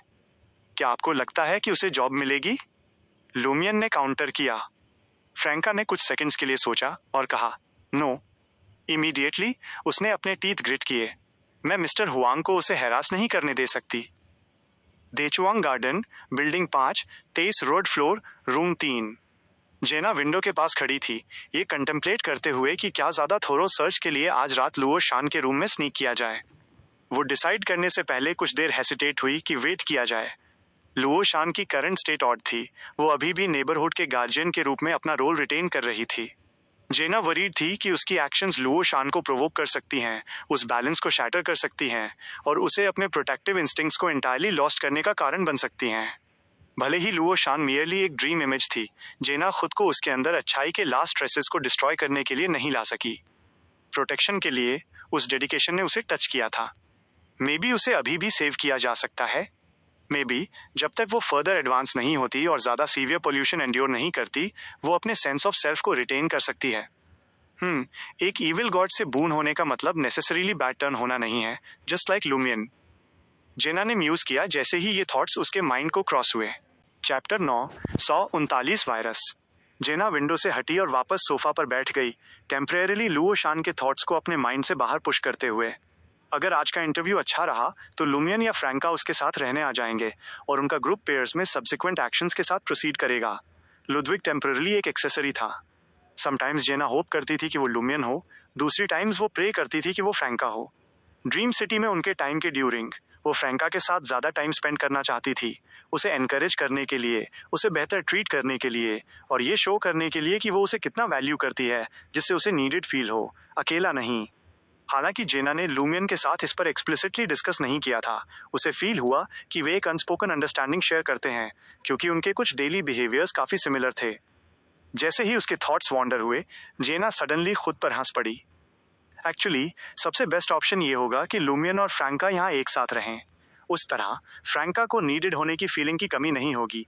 लूमियन ज़्यादा कुछ कर पाएगा और जेना इनेविटेबली खुद को ये वंडर करते हुए पाएगी कि लूमियन और फ्रैंका किस बारे में बात कर रहे थे, वे कैसे इंटरेक्ट कर रहे थे, क्या वे करीब आ गए थे या क्या उनका रिलेशनशिप इवॉल्व हो गया था। इसने उसे थोड़ा बिटर फील कराया, थोड़ा अनकंफर्टेबल भी, लेकिन इसने उसे अपनी अफ्लिक्शन पोर्शन को फर्दर डाइजेस्ट करने में भी हेल्प की। जब दूसरों को पेन कॉज करने की बात आती थी, लुद्विक की प्रेजेंस की थैंक्स जेना का पोर्शन डाइजेशन रैपिडली प्रोग्रेस कर रहा था। इसे कंप्लीट करने में उसे ज़्यादा समय नहीं लगेगा। लेकिन जब बात उसके खुद के पेन की आती थी तो अभी भी उसे एक लंबा रास्ता तय करना था। वो धीरे से बुदबुदाई, इमेजिनेशन और सस्पिशन रियलिटी से ज़्यादा पेनफुल होते हैं और वे सॉइल को और भी ज़्यादा खा जाते हैं। ये एक प्रिंसिपल था जिसे उसने अपनी रोल प्लेइंग के लिए डेवलप किया था, जो दूसरों को पेन कॉज करना या खुद को पेन कॉज करना से ज़्यादा रिफाइंड था। अगर वो एक इविल डेमोनेस होती तो वो किसी को सटली मैनिपुलेट करने के लिए इस प्रिंसिपल का यूज़ कर सकती थी। सरफेस पर नॉर्मल अपीयर होते हुए उनकी वाइफ या गर्लफ्रेंड में जलसी फोस्टर करना, ग्रेजुअली उन दोनों को पेन के एक गड्ढे में ड्राइव करना। बेशक वो ये भी होप करती थी कि लुमियन और फ्रैंका का रिलेशनशिप इम्प्रूव हो ताकि वे एक सर्टेन एक्सटेंट तक एक दूसरे को सेव कर सकें। वो पूरी तरह से इसके फेवर में थी जब तक कि उसे बाहर न छोड़ दिया जाए।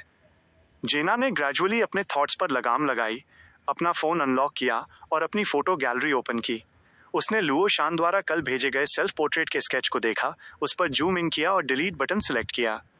उसने फील किया कि एक पेंटर के आर्टवर्क को अपने फ़ोन पर रखना रिस्की था। उसने इसे कल डिलीट नहीं किया था क्योंकि वो देखना चाहती थी कि क्या कुछ होता है, लेकिन कुछ नहीं हुआ। हालांकि वो फ़ोन पर पिक्चर को लेकर फॉरएवर अलर्ट पर नहीं रह सकती थी। उसे लुमियन, फ्रैंका और एंथनी से कांटेक्ट करने के लिए अभी भी अपने फ़ोन की नीड थी। फोटो डिलीट करने के बाद जिना आइडली अपने फ़ोन को स्क्रॉल करने लगी, news stories, novels, funny videos और शॉपिंग टिप्स के बीच फ्लिप करते हुए। टाइम क्विकली पास हो गया। जेना ने अपनी बैक को स्लाइटली स्ट्रेट किया और अपने हैंड्स मूव किए बिना स्ट्रेच किया। उसे लगा कि फ्रैंका को मैसेज करने और उनकी सिचुएशन चेक करने का ये एक गुड टाइम हो सकता है। लेकिन उससे पहले उसने केयरफुली अपने फ़ोन को किसी स्ट्रेंज ऐप्स या स्टेटस के लिए चेक किया। सडनली जेना फ्रीज हो गई। उसने पाया कि लुओ शान का स्केच अभी भी गैलरी में अपनी ओरिजिनल स्पॉट पर चुपचाप बैठा था, लाइफ उसके लिप्स पर एक स्माइल और आंखें स्पिरिट से भरी हुई थी। एक मोमेंट के लिए जेना अनसर्टन फील करने लगी। क्या मैंने सच में इसे अर्लियर डिलीट किया था? क्या मैं इन्फ्लुएंस्ड थी और हेलुसिनेट कर रही थी? जेना ने क्विकली खुद को काम डाउन किया और फोटो को दोबारा डिलीट कर दिया। उसने अगले कुछ मिनट गैलरी को स्टेयर करते हुए स्पेंड किए, ये देखने के लिए वॉच करते हुए कि क्या लुओ शान का स्केच दोबारा अपीयर होगा। कुछ देर बाद फोन स्क्रीन नेचुरली डिम हो गई और जेना ने उसे रीएक्टिवेट करने के लिए क्विकली हाथ बढ़ाया। लुओ शान के स्केच वाली वो फोटो वापस अपनी ओरिजिनल स्पॉट पर थी। जेना ने कंफर्म कर लिया कि वहाँ एक प्रॉब्लम थी, लेकिन नहीं जानती थी कि इसे कैसे सॉल्व किया जाए। उसने ऑनलाइन सॉल्यूशन सर्च करने के लिए अपने फ़ोन का यूज़ करने की हिम्मत भी नहीं की। उसी मोमेंट उसने डोरबेल बजने की आवाज़ सुनी। स्टार्टल्ड होकर जेना चुपके से डोर के पीछे बढ़ी और पीप होल के थ्रू बाहर देखा। उसने लुमियन और फ्रैंका को देखा। रिलीफ की एक सांस के साथ जेना ने डोर ओपन किया। इस प्रोसेस के ड्यूरिंग वो तब तक कुछ हद तक कॉन्शियस रही जब तक कि लुमियन और फ्रैंका उसकी आंखों के सामने विविडली अपीयर नहीं हो गए, उसकी स्पिरिट इंट्यूशन से बिना किसी वार्निंग के। परफेक्ट टाइमिंग, जेना ने एक दबी हुई वॉइस में कहा। फ्रैंका ने इमीडिएटली कंसर्न शो किया कि कार्ड को अपनी लूज पैंट की पॉकेट में डालते हुए जैसे ही वो रूम में वॉक करके आई और एक सीरियस टोन में पूछा, क्या चल रहा है? देचुआन गार्डन में एलिवेटर को एक्सेस करने के लिए एक कार्ड की रिक्वायरमेंट थी और लैंडलॉर्ड ने 2 कार्ड्स प्रोवाइड किए थे। जेना ने एक रखा था और दूसरा फ्रैंका के पास था। एक बार जब लुमियन ने डोर क्लोज कर दिया और बॉटल ऑफ फिक्शन सेटअप कर दी, जेना ने केयरफुली लुओ शान के बारे में सब कुछ रिकाउंट किया। उसने कंक्लूड किया, मुझे याद है कि प्यूरीफायर्स ने मुझे बताया था कि उनके कलीग्स में से एक का सामना एक बार मेंटल ट्रीटमेंट से गुजर रहे एक पेंटर से हुआ था। वो पेंटर हमेशा क्लेम करता था कि वो नाइट में स्पिरिट बॉडी वॉक करता है, स्पिरिट वर्ल्ड से सिमिलर, लेकिन डिस्टिंक्ट एक स्पेस में एंटर करता है जहां वे रियलिटी पर इन्वेड करने की ट्राई कर रहे मॉन्स्टर्स और एनिमीज से फाइट करते हैं, अपने नेबरहुड की पीस को प्रोटेक्ट करते हुए। ये काफ़ी सिमिलर है जो मैंने सोते समय अपनी एस्ट्रल प्रोजेक्शन के साथ देखा था। आपका मतलब है कि लुओ शान की प्रोटेक्टिव एक्शंस बून द्वारा उसके करप्शन का बस एक अनादर एस्पेक्ट हो सकती हैं? फ्रैंका समझ गई कि जेना किस तरफ इशारा कर रही थी। जेना ने संक्षेप में स्वीकार किया, ये मेरा इनिशियल गेस था, लेकिन लुओ शान से बात करने और उसे मेरी एस्ट्रल प्रोजेक्शन के उन मॉन्स्टर्स को डिस्क्राइब करते हुए सुनने के बाद मुझे लगता है कि वो जेन्युइनली प्रोटेक्शन में एक बिलीफ होल्ड करती है।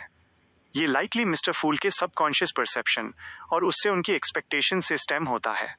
तो आपको लगता है कि लुओ शान का प्रोटेक्टिव बिहेवियर न केवल बियॉन्डर बून की एक रिक्वायरमेंट है, बल्कि उसकी ह्यूमैनिटी और विल का एक रिफ्लेक्शन भी है, जो मिस्टर फूल के सबकॉन्शियस और फैंटेसी एसोसिएशन के इविल गॉड के इन्फ्लुएंस के क्लैश होने का रिजल्ट है। लुमियन की गेज फ्लिकर हुई जैसे ही उसने अपने खुद के एक्सपीरियंस के साथ ये कनेक्शन बनाया।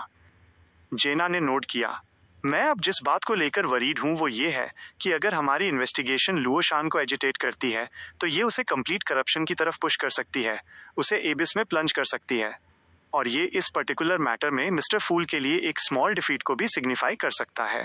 लॉस माइनर है, लेकिन अगर इनफ माइनर लॉसेस एक्यूमुलेट हो जाएं तो ये इरिवर्सिबली स्केल्स को झुका सकता है। लुमियन एग्री हुआ, हमारी प्रायोरिटी अब उस फोटो को डिलीट करने की है, राइट? अगर ये आपके फ़ोन पर रहती है तो ये एक टिकिंग टाइम बम की तरह है, फ्रैंका ने कहा जब उसने जेना का फ़ोन लिया और स्केच को डिलीट करने की ट्राई करने पर फोकस किया, लेकिन वो स्टबर्नली दोबारा अपीयर हो गया। फ्रैंका ने फ्राउन किया, क्या हमें सच में उन न्यूक्लियर ऑप्शन एंटीवायरस प्रोग्राम्स में से किसी का यूज़ करने की नीड है?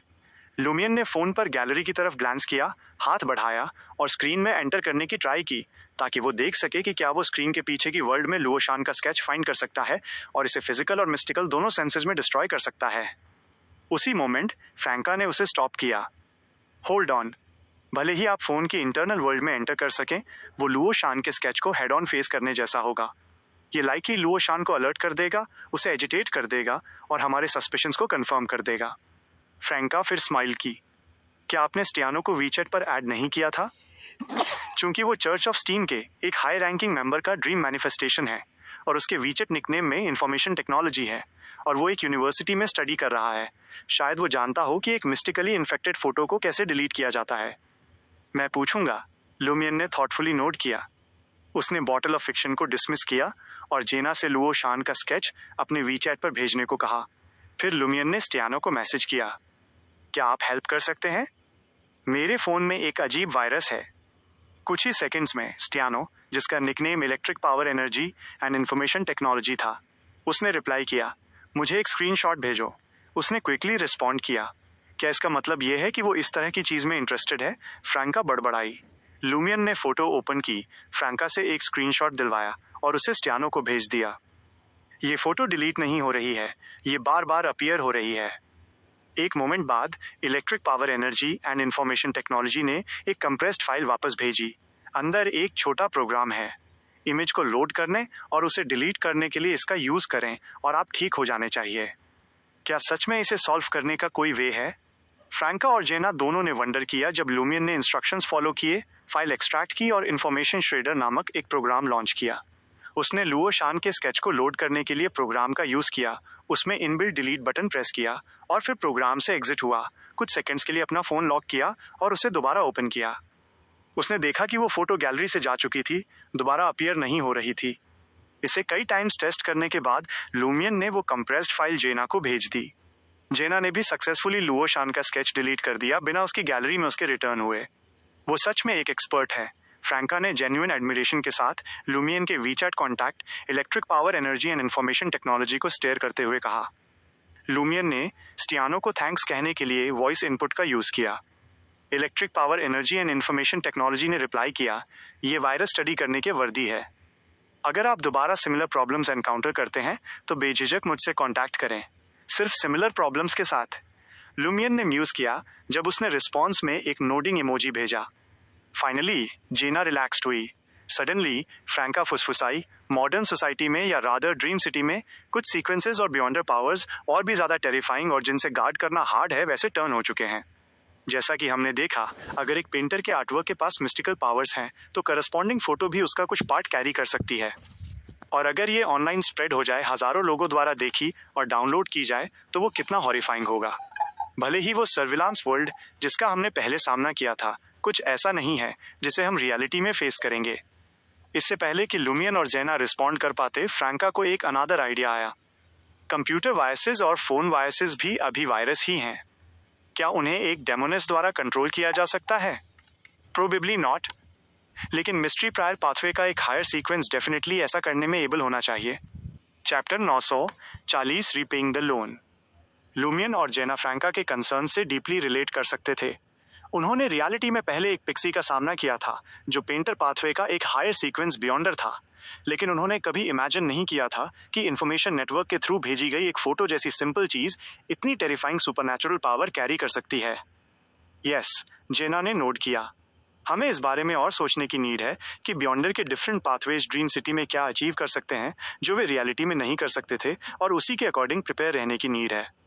हालांकि ड्रीम सिटी ने सभी बियॉन्डर पावर्स को सीक्वेंस 7 के लेवल तक सप्रेस कर दिया था, लेकिन इसके यूनिक कैरेक्टरिस्टिक्स और इसके सोशल फंक्शनिंग की डिटेल्स ने ऐसी पॉसिबिलिटीज को सामने लाया था जो उनकी प्रीवियस एक्सपेक्टेशन से कहीं ज्यादा थी।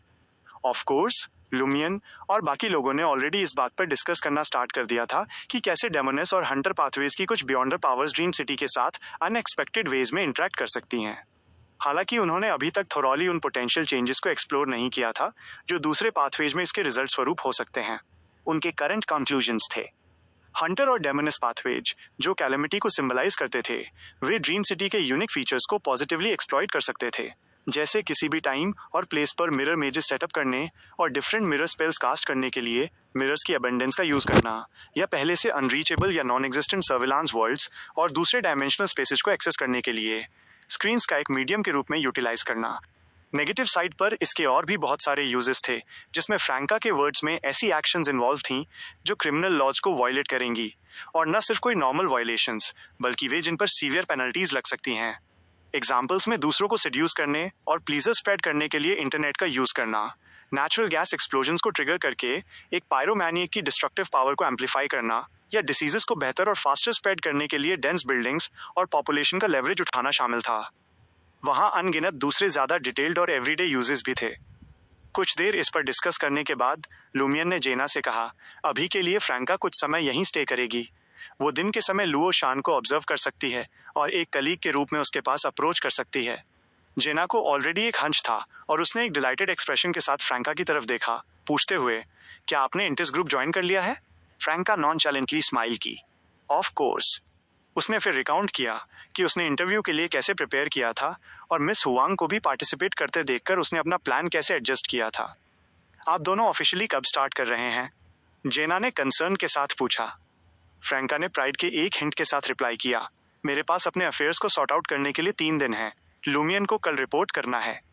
मैडम जस्टिस ने फ्रैंका के लिए जो आइडेंटिटी क्रिएट की थी वो 25 साल की एक व्हाइट कॉलर वर्कर की थी जिसके पास 3 साल का एक्सपीरियंस था, कोई ऐसा जिसने ग्रेजुएशन के ठीक बाद फील्ड्स चेंज कर ली थी और अब अपनी ओरिजिनल प्रोफेशन में वर्क नहीं करती थी।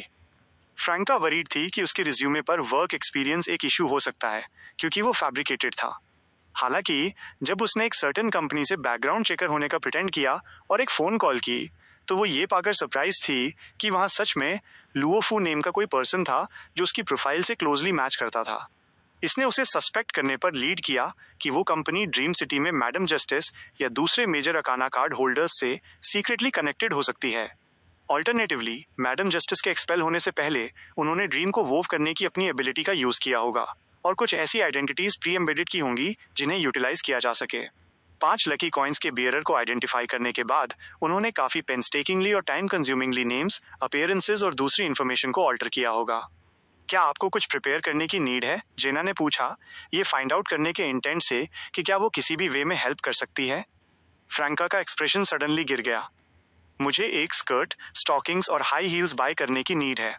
उसे विच पोर्शन कंज्यूम किए लंबा टाइम हो चुका था और ज्यादा से ज्यादा उसने जो पहना था वो एक स्कर्ट पैंट कॉम्बिनेशन था। उसने कभी एक्चुअली एक स्कर्ट नहीं पहनी थी। बाकी आइटम्स की बात तो छोड़ ही दीजिए। ये ड्रेस कोड का पार्ट है, लुमियन ने उसके बिहाफ पर एक्सप्लेन किया। जेना फ्रैंका की रिलक्टेंस को समझ गई और अपनी आंखों की एक फ्लिकर के साथ बोली, क्या आप एक्टिंग मेथड भूल गई हैं? क्या आप उन रोल्स को भूल गई हैं जो आपने पहले प्ले किए हैं?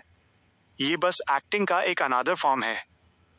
ये इस बार पोर्शन डाइजेस्ट करने के बारे में नहीं है, बल्कि मिस्टर फूल के ड्रीम मैनिफेस्टेशन के क्लोज गेट इन होने और सेलेस्टियल वर्दी के लर्किंग सबऑर्डिनेट्स और इविल गॉड्स के फॉलोअर्स से सीक्रेटली डील करने के बारे में है, उनके स्कीम्स को थ्वाट करते हुए। रिमेंबर, आप बस एक्ट कर रही हैं। फ्रैंका ऑलरेडी अपना माइंड मेकअप कर चुकी थी और अब वो बस इसे जस्टिफाई करने के लिए और रीजंस फाइंड कर रही थी। इसलिए जेना का इंस्टिगेशन इजीली वर्क कर गया और फ्रैंका का एक्सप्रेशन सॉफ्ट हो गया। जेना ने उसकी तरफ देखा और स्लाइटली स्माइल की। मैं भी आपके जैसी ही आउटफिट पहनूंगी। अगर हम सब सेम ड्रेस्ड होंगे तो कोई ऑकवर्डनेस या शेम नहीं होगी। फ्रैंका की आंखें चमक उठीं। श्योर, क्योंकि उसने ये सैक्रिफाइस करने का डिसाइड कर लिया था। कुछ पर्क्स मिलना एक वेलकम बोनस था। लूमियन साइलेंट रहा। फ्रैंका और जेना को अपनी कॉन्वर्सेशन कंटिन्यू रखने दी। वो एक सिमिलर प्रॉमिस करने में रोप्ड इन होने से वरीड था। उसने अपने फोन पर टाइम चेक किया और दोनों डेमोनेसिस को रिमाइंड कराया। भले ही हमने लुओ शान के स्केच को डायरेक्टली कन्फ्रंट नहीं किया, लेकिन फैक्ट ये है कि हम उस तरह की फोटो को डिलीट करने में मैनेज रहे। ये खुद में सस्पिशियस है। अगर लुओ शान नोटिस करती है कि ये गॉन है, तो वो लाइकली हमें दोबारा टेस्ट करेगी या कोई और ड्रास्टिक एक्शन भी ले सकती है। आप दोनों को विजिलेंट रहने की नीड है। मैं भी अभी इसी चीज के बारे में सोच रही थी। फ्रैंका और जेना ने ऑलमोस्ट एक साथ रिस्पॉन्ड किया। लूमियन ने उन्हें वेव ऑफ किया और लीव कर गया। एक बार जब वो चला गया, फ्रैंका सोफा पर बैठ गई, रिलैक्स करते हुए जेना की तरफ देखकर मुस्कुराई। चलो कल कपड़ों की शॉपिंग के लिए चलते हैं। हमारे पास अब मनी है, लॉटरी विनिंग्स आ चुकी हैं। जेना ने इस न्यूज़ पर विजिबली रिलीफ की सांस ली। उसने केयरफुली सजेस्ट किया, क्या हमें सबसे पहले उन माइक्रो लोन्स को पे ऑफ नहीं कर देना चाहिए? उसने क्वात्रिए दू जारदा बोतानिक और ले मार्शे दू क्वात्रिए दू जेंटलमैन में बहुत से लोगों को देखा था जो लोन शार्क से उधार लेते थे, सिर्फ एंड में खुद को और अपनी फैमिलीज को डिस्ट्रॉय करने के लिए, उन लोगों को नीचे खींचते हुए जिन्हें वे सबसे ज़्यादा लव करते थे। इसलिए ड्रीम सिटी में एंटर करने के बाद भी जब बात माइक्रो लोन्स लेने की आती थी, वो हमेशा एक्सट्रीमली केयरफुल रहती थी। मैं स्टार ड्रीम प्रोविजन स्टोर से उन अच्छे आइटम्स को रेंट पर लेने के लिए कुछ मनी सेव करने की होप कर रही थी। फ्रैंका 2 सेकंड के लिए हेसिटेट हुई, फिर बोली, फाइन, चलो पहले लोन्स पे ऑफ करते हैं। ये शायद क्रेडिट लिमिट को भी इंक्रीज कर दे, जो क्रिटिकल मोमेंट्स पर काम आ सकती है जब हमें ऑल इन जाने की नीड होगी। ट्रांसमाइग्रेट होने से पहले उसने लोगों द्वारा माइक्रो लोन्स बोरो करने और उसके रिजल्ट स्वरूप अपनी लाइव्स रूइन करने के कई केसेस देखे थे। अब एक काफ़ी एक्सपीरियंस्ड बियॉन्डर के रूप में वो जानती थी कि मनी का यूज़ मैजिक मिरर रोड्स को रेंट पर लेने के लिए किया जा सकता था, और वो समझती थी कि ड्रीम सिटी में मनी लाइकली वैल्यूएबल रिसोर्सेज को रिप्रेजेंट करने वाला एक सिंबल था। प्राइज रिडेम्पशन प्रोसेस के ड्यूरिंग जो ऑफेंस डिफेंस बैटल ऑकर हुई थी, उसने इस थ्योरी को फर्दर सॉलिडिफाई किया था। इस पर्सपेक्टिव से आउटस्टैंडिंग माइक्रो लोन्स कैरी करना इंडीड रिस्की लग रहा था। हालांकि ये शॉर्ट टर्म में एक इमरजेंसी सॉल्यूशन के रूप में सर्व कर सकता था, लेकिन इसे एक लंबे पीरियड तक खींचना या डेली लाइफ सस्टेन करने के लिए इस पर रिलाई करना एक वाइज चॉइस नहीं थी। जेना भी सोफा पर बैठ गई और फ्रैंका से on the spot online loan repay करने का आग्रह किया। उसने अपने टीममेट्स को उनके लोन्स रीपे करने में हेल्प करने के लिए उन्हें भी कुछ मनी ट्रांसफर किया। सिर्फ 120,000 लेफ्ट। फ्रैंका ने आह भरी। जेना ने सब्जेक्ट चेंज किया और वे दोनों अपने रीसेंट एक्सपीरियंसेस के बारे में चैट करने लगी, डेली लाइफ पर अपने थॉट शेयर करते हुए। एंड में जेना खुद को दोबारा पूछने से नहीं रोक सकी, हम एग्जैक्टली मिस्टर फूल को कैसे अवेकन कर सकते हैं? वे इस क्वेश्चन पर पहले भी कई टाइम्स डिस्कस कर चुके थे, लेकिन अभी भी उनके पास कोई कंक्रीट आइडियाज नहीं थे। वे केवल ऑब्जर्व कर सकते थे और कॉन्टैक्ट बना सकते थे, क्लूज और इंस्पिरेशन फाइंड करने की होप में। फ्रैंका ने अपना हेड शुक किया और आह भरी, आई डोंट नो। मेजर अकाना ने वो सब ट्राई किया है जो वे सोच सकते थे, सीधे उन्हें बियॉन्डर पावर्स के एग्जिस्टेंस की याद दिलाने से लेकर एक ऐसी मूवी फिल्माने तक जो उनके एक्सपीरियंसेस को फुली डपे, ए की मात्रा पपे, छोटी ई की मात्रा जनरेट करे, उनकी मेमोरी को ट्रिगर करने की होप में। इसमें से कुछ भी वर्क नहीं आया और इसके रिजल्ट स्वरूप उन्हें क्विकली ड्रीम से एक्सपेल कर दिया गया। वो पहले नहीं जानती थी, लेकिन अब वो समझती थी कि जो मूवी उन्होंने शूट की थी वो द ग्रेट पायरेट 3 थी। ऐसा लगता है कि किसी ने सीधे झो मिंगरुई को ट्रुथ बताने की ट्राई नहीं की है, जेना ने रिकॉल किया। हम श्योर नहीं है कि वो वर्क करेगा या नहीं, लेकिन इससे सर्टेनली ड्रीम से क्विकली एक्सपेल होना पड़ेगा। फ्रैंका ने एक सेल्फ डेप्रिकेटिंग स्माइल के साथ रिप्लाई किया। स्टिल, अगर हमारे पास इनफ अटेम्प्ट्स लेफ्ट हैं, तो हम किसी को आइसोलेट कर सकते हैं और उन्हें इसे एक शॉट देने दे सकते हैं। Late at night. दोनों डेमोनेसेज ने वॉशअप किया और बेड पर चली गईं। दोनों ने एक एक पिलो ऑक्यूपाई किया। वे ऑलरेडी इस बात पर डिस्कस कर चुकी थीं कि लुओ शान द्वारा नेक्स्ट की जाने वाली किसी भी प्रोब से कैसे डील करना है। अब बिना ज़्यादा कुछ कहे उन्होंने एक ग्लांस एक्सचेंज किया और टैसिटली अपने ब्लैंकेट्स ऊपर खींच लिए, एयर कंडीशनर द्वारा लाई गई कूल एयर में अपनी आंखें क्लोज कर लीं। रूम को कूल करने के लिए आइस का यूज़ करना किसी भी पोटेंशियल वॉचर्स द्वारा बियॉन्डर पावर्स के एक इंडिकेशन के रूप में ईजिली डिटेक्ट किया जा सकता था। अनदर टाइम, जेना की एस्ट्रल प्रोजेक्शन बाहर वेंचर्ड हुई और उसने बहुत सारी स्पिरिट्स को इधर उधर वॉन्डर करते देखा, साथ में blurry, illusory buildings, frozen storm और सेमी ट्रांसपेरेंट बैरियर को भी। उसने इमीडिएटली लुओ शान की सिचुएशन पे चेक नहीं किया। इसके बजाय उसने अपनी आंखों को अनफोकस्ड रखा और अपनी गेज ब्लैंक रखी, अपनी स्पिरिचुअलिटी के गाइडेंस के अंदर नेचुरली फ्लोट करते हुए और आगे पीछे मूव करते हुए। इस प्रोसेस के ड्यूरिंग उसने फ्रैंका को देखा, जो खुद भी एक सिमिलर स्टेट में थी। फाइनली जेना की बॉडी डीप डार्कनेस के एडजेसेंट सेमी ट्रांसपेरेंट बैरियर की तरफ टर्न हुई। वहां कोई नहीं था। लुओ शान इन्वेट करने की ट्राई कर रहे मॉन्स्टर्स से फाइट करने के लिए वहां मौजूद नहीं थी। जेना का हार्ट टाइट हो गया, लेकिन उसने अपनी प्रीवियस स्टेट मेंटेन रखी, अपनी एस्ट्रल प्रोजेक्शन में वॉन्डर करना कंटिन्यू रखा। कुछ देर बाद उसकी गेज नेचुरली रोज हुई और उसने लुओ शान को देखा। लुओ शान एक pale yellow skirt pant combination पहने हुए हाई अप फ्लोट कर रही थी, चुपचाप उसे और फ्रैंका को डीप आइज के साथ वॉच कर रही थी। ये बताना इम्पॉसिबल था कि वो कितने समय से वॉच कर रही थी। जेना के नर्व्स इंस्टेंटली टाइट हो गए, लेकिन उसकी एक्टिंग स्किल्स की थैंक्स उसने एबनॉर्मैलिटी के कोई साइन शो नहीं किए। फ्रैंका भी उतनी ही नेचुरल रही। एक लॉन्ग इंटेंस स्टेयर के बाद लुओ शान उस एरिया की तरफ फ्लाई कर गई जहां स्ट्रेंज क्रिएचर्स इन्वेट करने का अटेम्प्ट कर रहे थे। सेमी ट्रांसपेरेंट बैरियर के पीछे से उसने उनके अटैक्स को ब्लॉक किया और उन्हें रिपीटेडली वापस ड्राइव किया। न तो फ्रैंका और न ही जेना ने अपनी गार्ड डाउन की। बैकग्राउंड कैरेक्टर्स की तरह उन्होंने ड्यूटीफुली सिंपल एक्शंस और इरेगुलर मूवमेंट्स रिपीट किए। सडनली दोनों ने डेंजर का एक सेंस फील किया और अपनी स्लीप से इंस्टेंटली जाग गईं। उन्हें एक सिकनिंग फाउल ओडोर आई और उन्होंने सीलिंग से चिपकी नाइट से उन्हें घूरती हुई ब्राउन येलो आइज का एक पेयर देखा। डार्कनेस में एक जाइंट आउल की तरह ब्राउन फेदर्स से कवर्ड विंग्स का एक पेयर स्प्रेड हुआ।